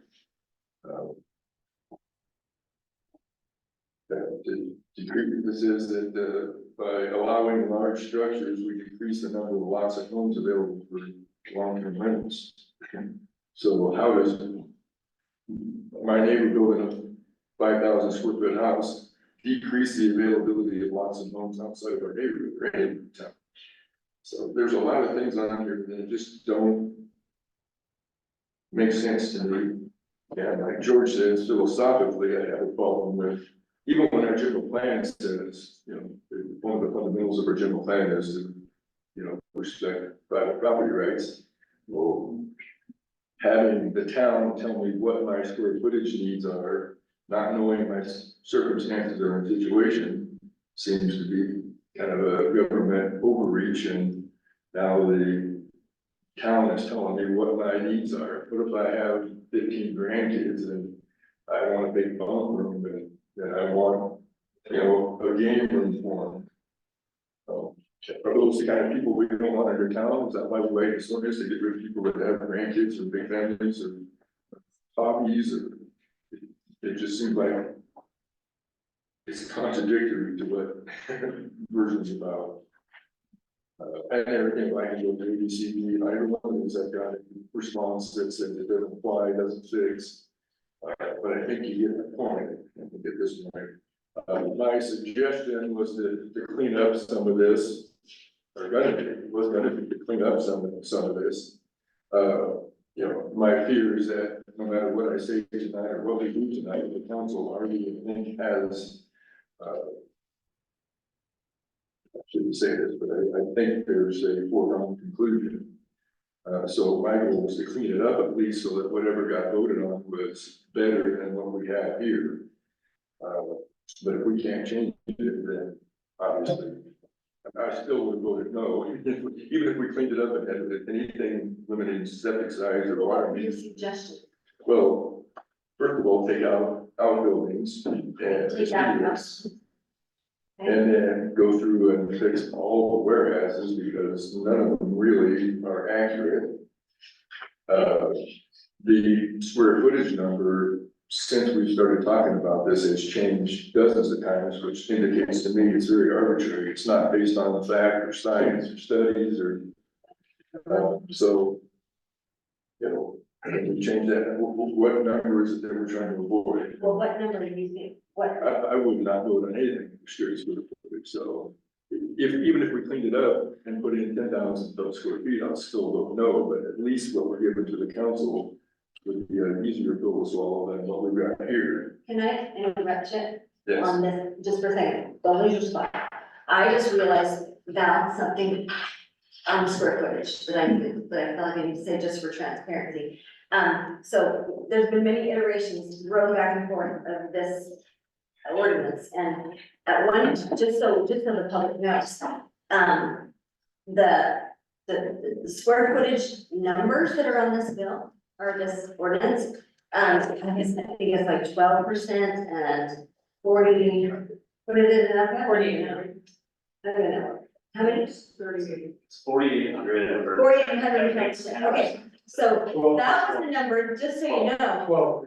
12% and 4,800 square feet for both rural residential and greater, whichever is greater, right? Which is great, Which is- but the septic size limits it to, Right. so. So, and yeah, so anyway, just for transparency, when we were just talking about living space,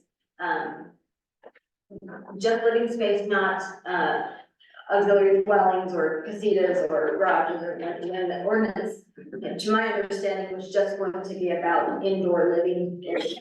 Well, a casita or accessory building unit would be a living space. It would be, and I understand, that. So I was just Garage would saying, not. these were numbers that I talked about with the mayor, and trying to negotiate above the 3,500, I'm just owning it. Like, these are placed in an ordinance the way that, anyway, I'm just saying, these numbers, the mayor did not come up with those numbers, just so you know, that was something that lost in negotiation, I just want to make sure that's clear to everybody, not lost, got put in as part of negotiations, and then language changed, and so, I think you're right, I think there might be some, I think we need to talk about numbers tonight, I think that's one recommendation I think we need to get to as quick as we can. That's honest, I just wanted, I felt a little dishonest. Sorry, would you mind defining what living space means, what? We don't know, that's one issue. We We don't know, yeah, that's something, and so, yeah, we don't, Right, just the fact that we don't know what these terms mean, it would be irresponsible for us to vote on it, and say, you have to recommend it, because You guys have them. it'd be irresponsible for us to say, if we vote for this. Even though we don't know what they're talking about, we're gonna say yes. Well, it's not that we don't, it's very difficult to find, I've looked very hard for definitions now. I've looked at definitions, and they're all different, so it's not clearly defined, and why would we vote on something that we're not sure of? So if we can't fix that, then obviously, well, Okay, so concern, that's a concern, yes. Please, Jen. So, I would like to make a recommendation, when we get to that part, that I believe that it should not be 12%, it should be at least 15. I'm and sure. again, And that would, I just pulled out some numbers, and that would fit, the large home with all the outbuildings and redesign at that level, and then this would be updated with the, ordinance that was sent back to us. Right, this is an ordinance, full ordinance. We will.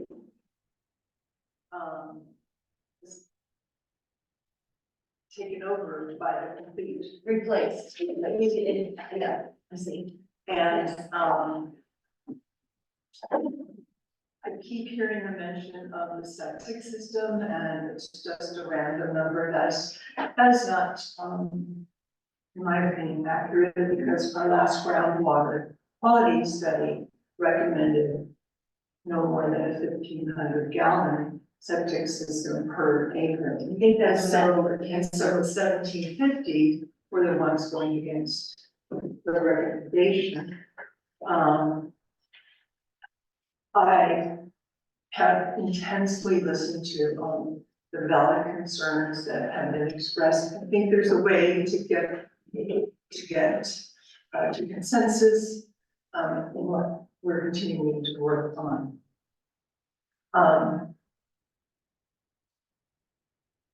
And I do believe in rights, I do believe in pursuit of happiness. But rights come with responsibilities to your neighbors. I was very excited to hear some geology information, because I think we can learn that. And a lot of what we've done here, I've had those conversations with you. So I take a small exception to saying, there's been no study, no research or anything like that. That's been said to me several times, and that's absolutely true. so our expert, there's Ash Creek, and the one who determines septic size is the county health department. And they're the ones that recommended the 1,750 gallon tank, knowing the conditions, so. That's why I have an issue with limiting the septic size. I've never seen the study that the 1,500 gallon septic systems are recommendations based on, but. I've actually seen both these sets of numbers, so you were both talking about numbers that exist in those places, so that's real. Yeah, so if there's a study that says we shouldn't do it, why is the health department recommending the 1,750 gallon tank? We better ask them. We better ask them. Right, and so that's a question that needs to be asked before we vote on it, so there's another But reason. we have to, we don't get to hold it, we have I to. don't, we're gonna. But you're saying, yeah, but you're saying to have an ordinance.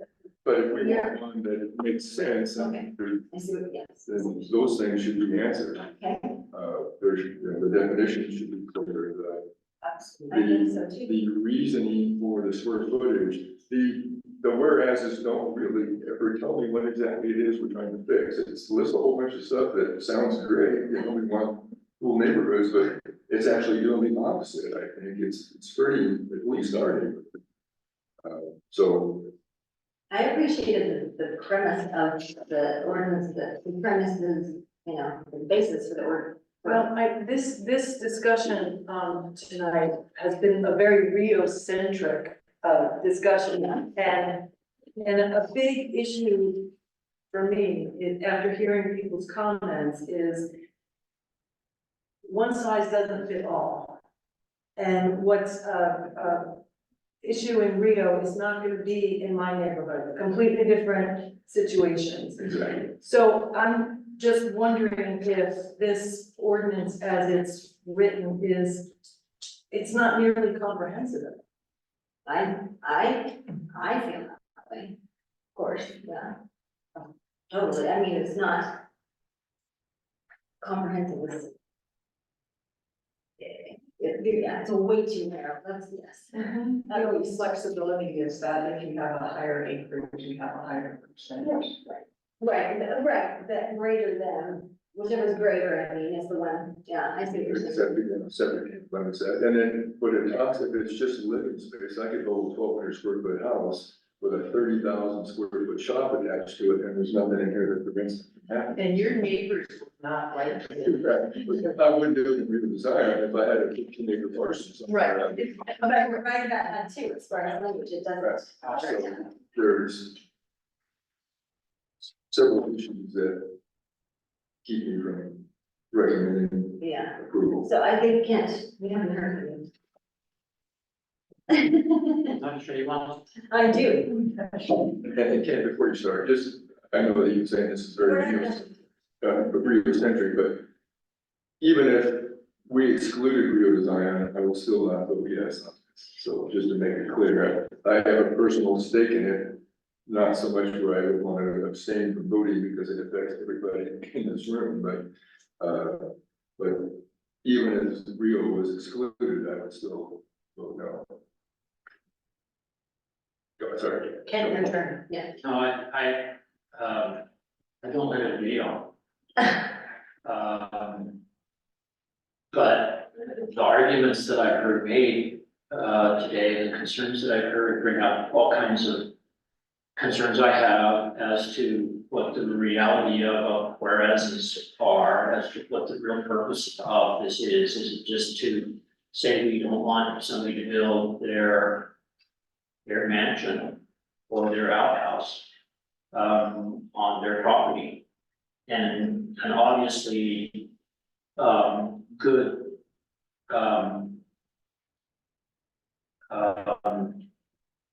neighborhoods that have, I've just got a mind block on common rules and. CCNR. Yeah, CCNRs and committee that monitors that sometimes to the extent that it drives people crazy.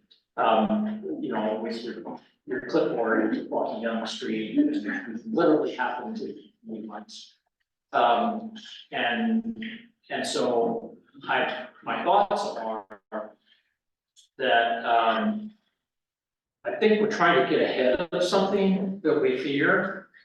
And we're trying to take care of some things that, seem to have environmental, ecological concerns that the county brings to us and the health department brings to us and says, hey, all of our drinking water or a good portion of it is going by your houses and we got problems because, there's too much saturation. And then there's the other issue of trying to get ahead of STRs and trying to get ahead of dealing with that as a problem in neighborhoods. And it can be a problem in neighborhoods, and I think the city, the town is trying to get ahead of that. But I think we err when we try to focus on everybody instead of saying, okay, we're gonna grandfather this development, they're taking care of it. And as long as they stay within the confines of the county health department and so forth, they've got their little place over there and it's all 50% built and we'll let them control that. I don't know if that's possible to do.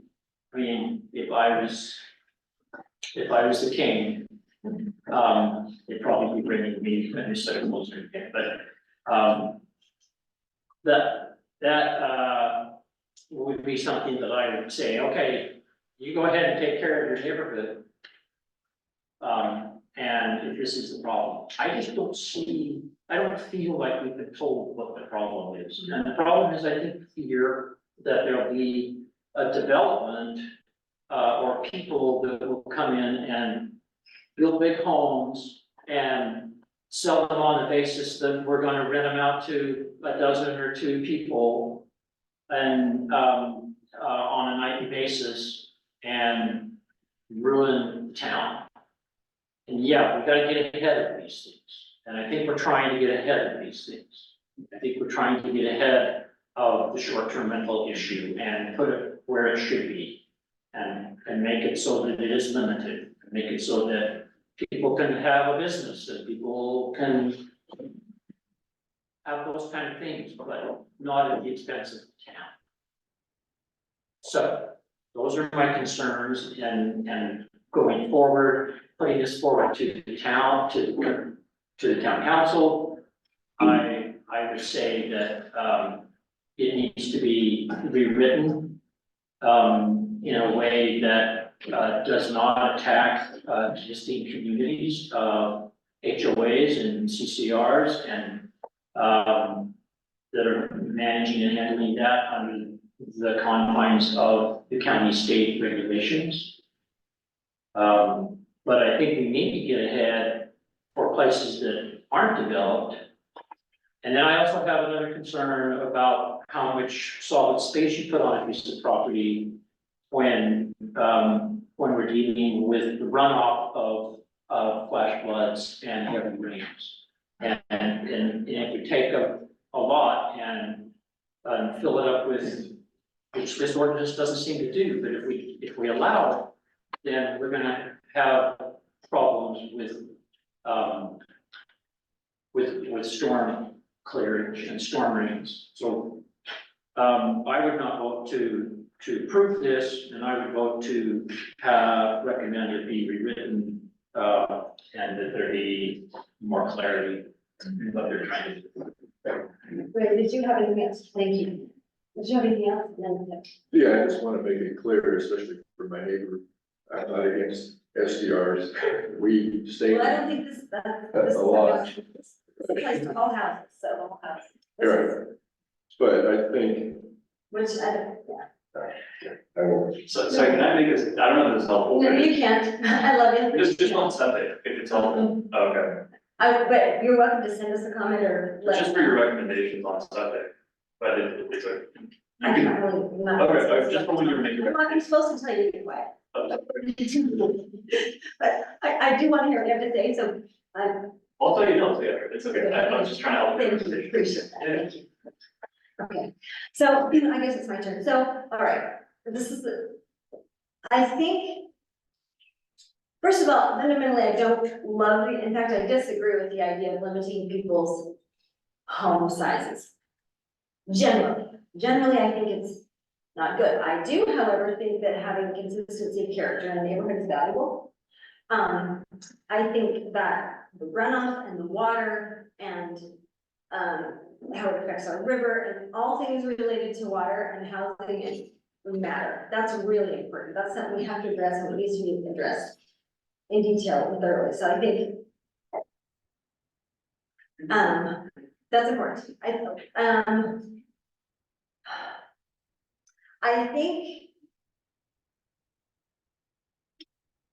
I don't, so this inadequate is what I would say, that inadequate and in every way, like, it doesn't, to me, this ordinance doesn't sit in any of the right places. You know, there's important needs to be addressed that I think were addressed, we were addressing in other places much better, much better. Okay.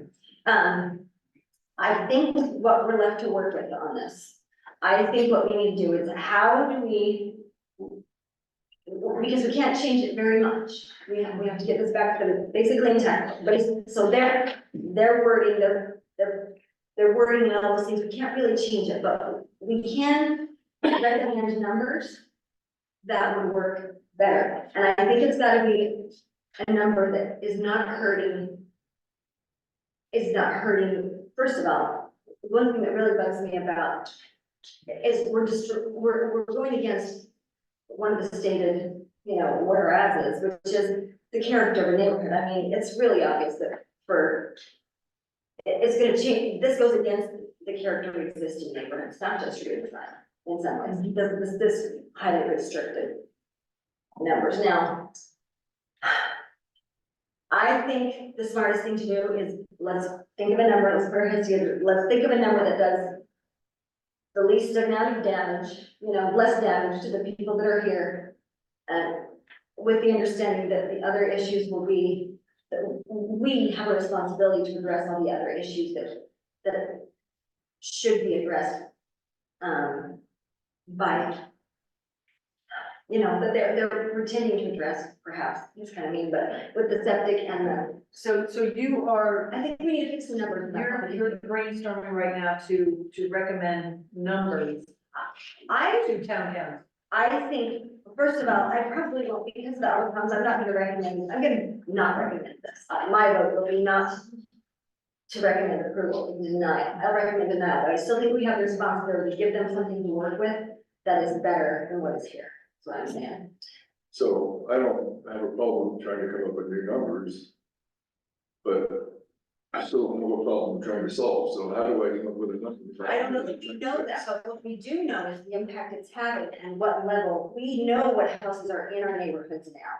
Okay, well, we know what would be consistent in your neighborhood, we know what would be consistent house sizes in, say, Desert Gardens, okay, we know what those sizes are. So, to protect the people that are already here, let's pick a number that makes things more consistent. What's the total number of square footage, including outbuildings, casitas, et cetera? The second, so that if your house burns down, you can replace it. What's that number, right? Can I comment? Yeah, to this- we're just to this effect? Yes, please. I think we ought to send it back saying that existing developments are exempt from this ordinance. That includes Rio, Desert, and up where I live. Except that they're trying to correct the problem in existing developments that aren't. The problem is, what's an existing development? You know what I mean? The problem is, because like my neighborhood is not a development, Mine is not. but it's a neighbor, there's a lot, you know what I mean? So I hear what you're saying about the fact that we don't want to hurt people that already have, I can't disagree with you. I think. Oh, please, I think don't that even you- say that. We're trying to tell people what to do on the property, and that's really hard to do in America. And I really think we should allow, home developments. Rio, Desert Gardens, and others, whether there's 2 homes in them or 12 homes in them.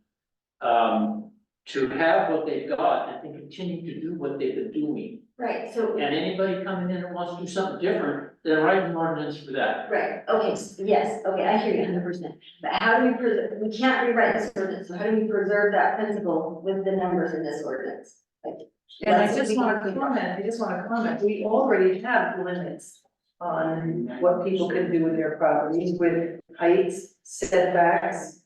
So you can have limits on what people can do on their property. Absolutely, and height, it happens to be my favorite, I think it's the most just of all the limitations, it's a good one, and setbacks, yes. Okay, so what do we do with this ordinance?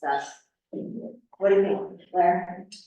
What do we do with that? Well, I don't mean, wait, you can get really descriptive, right? Well, the thing is, we could throw any number in there, we could throw 20%. Well, in there. I mean, an acre, 20% of an acre is 8,700 or something, it's a lot of square footage. And so town council's gonna do what they're gonna do to it. But let's be intelligent about it. Yeah. So, is it 5,200 square feet, is it 5,800 square feet, is it 5,000 square feet, is it 6,800 square feet? What's the number and a percentage? You said 15%, which I think is smarter. I'd be fine with 20. Yeah. Since I wouldn't change the number because it's the percent. Because it's greater than. Okay, let's think about So that. we wouldn't even need a number. You don't even Let's need think a about, number. okay, but here's the problem with that, we've got 2 different, we've got a half an acre, isn't that right, or we've got 2 zones here. Well, Does the number stay the same for that? I totally agree. I think real design is the unique goal. We can't really single out neighborhoods. Well, I know we can't in this one, but it's something that we are really considering, because of their open space. Okay. That's provided, and that's a big linchpin in finding them compromise laws. So 50, okay, let's see, 15% acre X. What is it, around 5,400 if it's an acre? No, An acre's 43,560. it's about almost That's a big town. 6,500, 15% would be 6,500 square feet. And on a half an acre, 20% would be 4,300 square feet. Yes. That's the That's right. That's the 12, okay, So, okay, so the 4,800, they're moving that number up. So if I had 10 acres, I could have a 52,000 square foot house. you 52,000, you go, baby. So, again, but it's. Better start talking to the bank. Right, it's pretty ridiculous. To No, put a limit on it, the percentage one, again, I could buy 10 acre lot, and if it's whatever is greater, then. well, I don't think anyone in this table is saying this is a great order. I haven't heard that from any of us, so, yeah, no, I think the holes are many and plenty.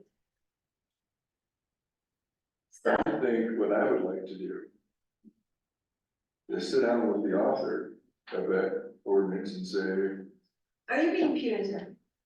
what? I'm just kidding. And say, how, I'm getting tired, I'm gonna get red. how can we help you reach your goal? Because. Well, and I think we can. I think that's our duty to do, but we have got to get this back to. Yeah, we have to do this Yeah. today. It is our. Right, so- Yeah. We tell them it's no good and send it back to them. Well, Ron would like us to come up with some alternative numbers, so. I mean, and again, they're gonna do what they do. Right, so my suggestion would be let the health department determine septic size. My suggestion would be, don't limit water meters. Again, because some of us, a lot of us, and I think we don't own more than one lot, and we've been paying a lot of money to keep those water meters that we were hoping at one time or one point to use. So take away the water meter limitation. And then if you wanna do 12%. It doesn't work in Rio because average lot is, for the majority of the lots. That was not. Well, it doesn't work for that, for half acre lots. Right, so, So that has to be, so, well, and the other thing is the outbuildings thrown into it throws. I don't know. Okay. I like Val's suggestion. Okay. I look at this as a step, right? It's not I think we all. good, but we all it's a step, I'm not gonna say in the right We're direction. gonna say Step a or step. goal. A step, okay. So 20%? go by 52,000 square foot house, oh, shoot, no. What is But 20%? even at 10% on 10 acres, it's gonna be a monster. Right, So, so you that's know, what I'm saying. is- no, exactly, that's exactly. And that's how, I think Yeah.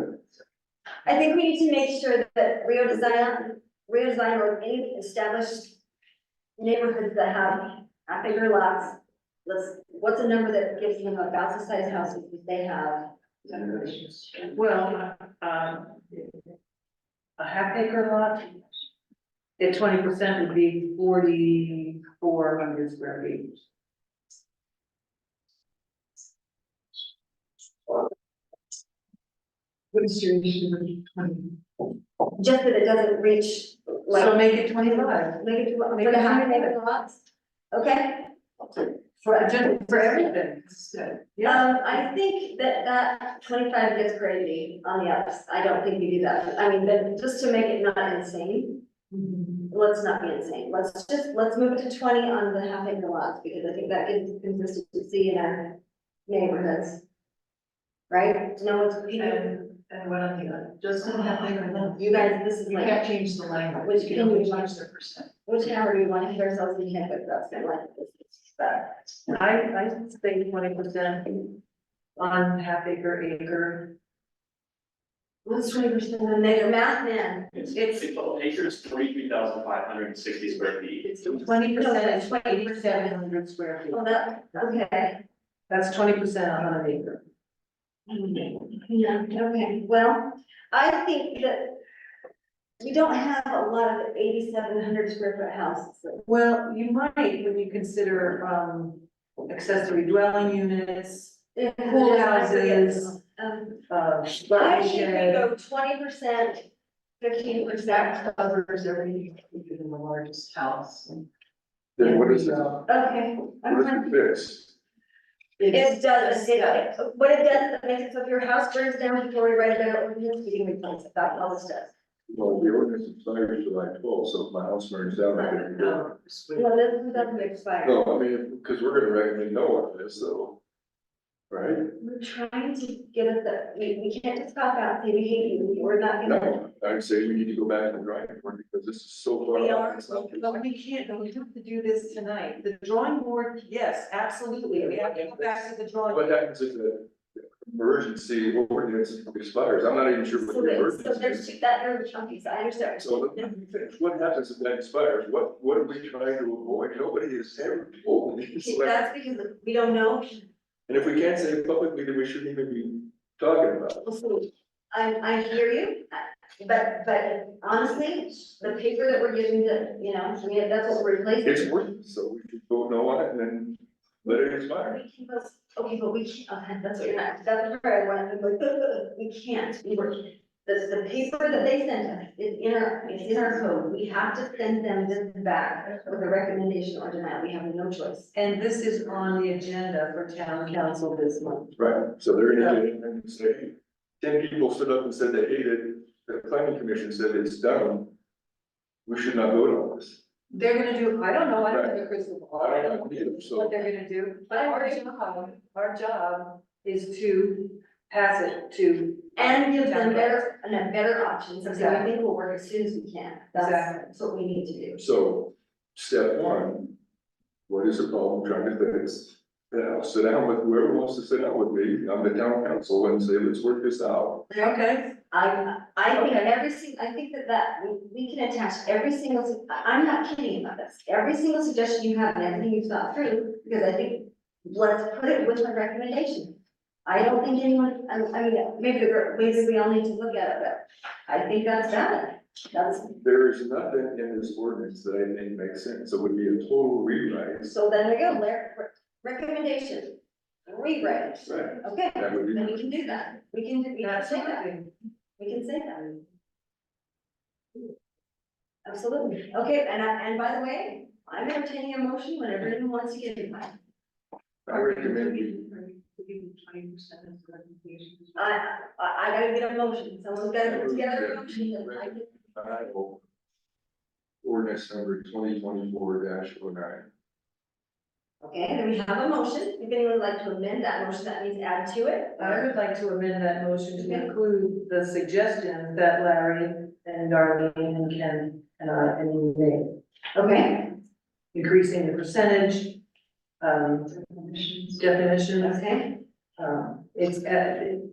I would like to mention that it's not, comprehensive enough. okay. So let me write this down so I can get Yeah, a motion that's corrected. Okay. Okay, so I have a motion, an amendment to the motion. Do I need a second? No, but Right, Larry before I wants to restate it? accept the Okay. amendment. Thank you. So the amendment is to recommend denial with recommendations. Correct. Yes, I'm okay with that. Okay, so do we have a second? I'll second, okay, second by Dylan. So if I have this right, there's a motion on the floor for a recommendation of denial of this ordinance, to town council, including the recommendations. These recommendations, but not limited to them.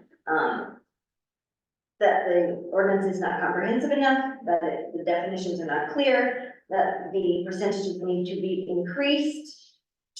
I would just say with recommendations and give us a couple days. And Larry's recommendations. No, just sit down and make recommendations. Okay, so we can't vote on something that's not, doesn't exist, but we can say Larry's recommendations because you have them on that paper right there. So, to restate the motion, we have a motion to deny this ordinance with the recommendations that Larry has written down with, an increased percentage, with clear definitions, and that is more comprehensive and that's. And you seconded, didn't you, Darlene? Yeah, so we. And we have a second, but I have to restate it before we vote on it. So that's, did I get it right, Crystal? Yeah. Okay. Do a roll call vote. And a roll call vote on this, so 1, 2, 3. no, it's roll call, I need a binding, so Val, Lori, We're we're voting to deny with recommendation. yes. Yes, Yes. yes, Yes. Yes. okay. Nice work, motion passed. Now I want to know what the heck was in the back are laughing about. Okay, all right, good work, everybody. I'd like to make a motion to adjourn the public meeting. I second that. Yes. All in favor? Aye. Okay, meeting adjourned. Right, let it take a minute and give me all the recommendations, I'll write them down.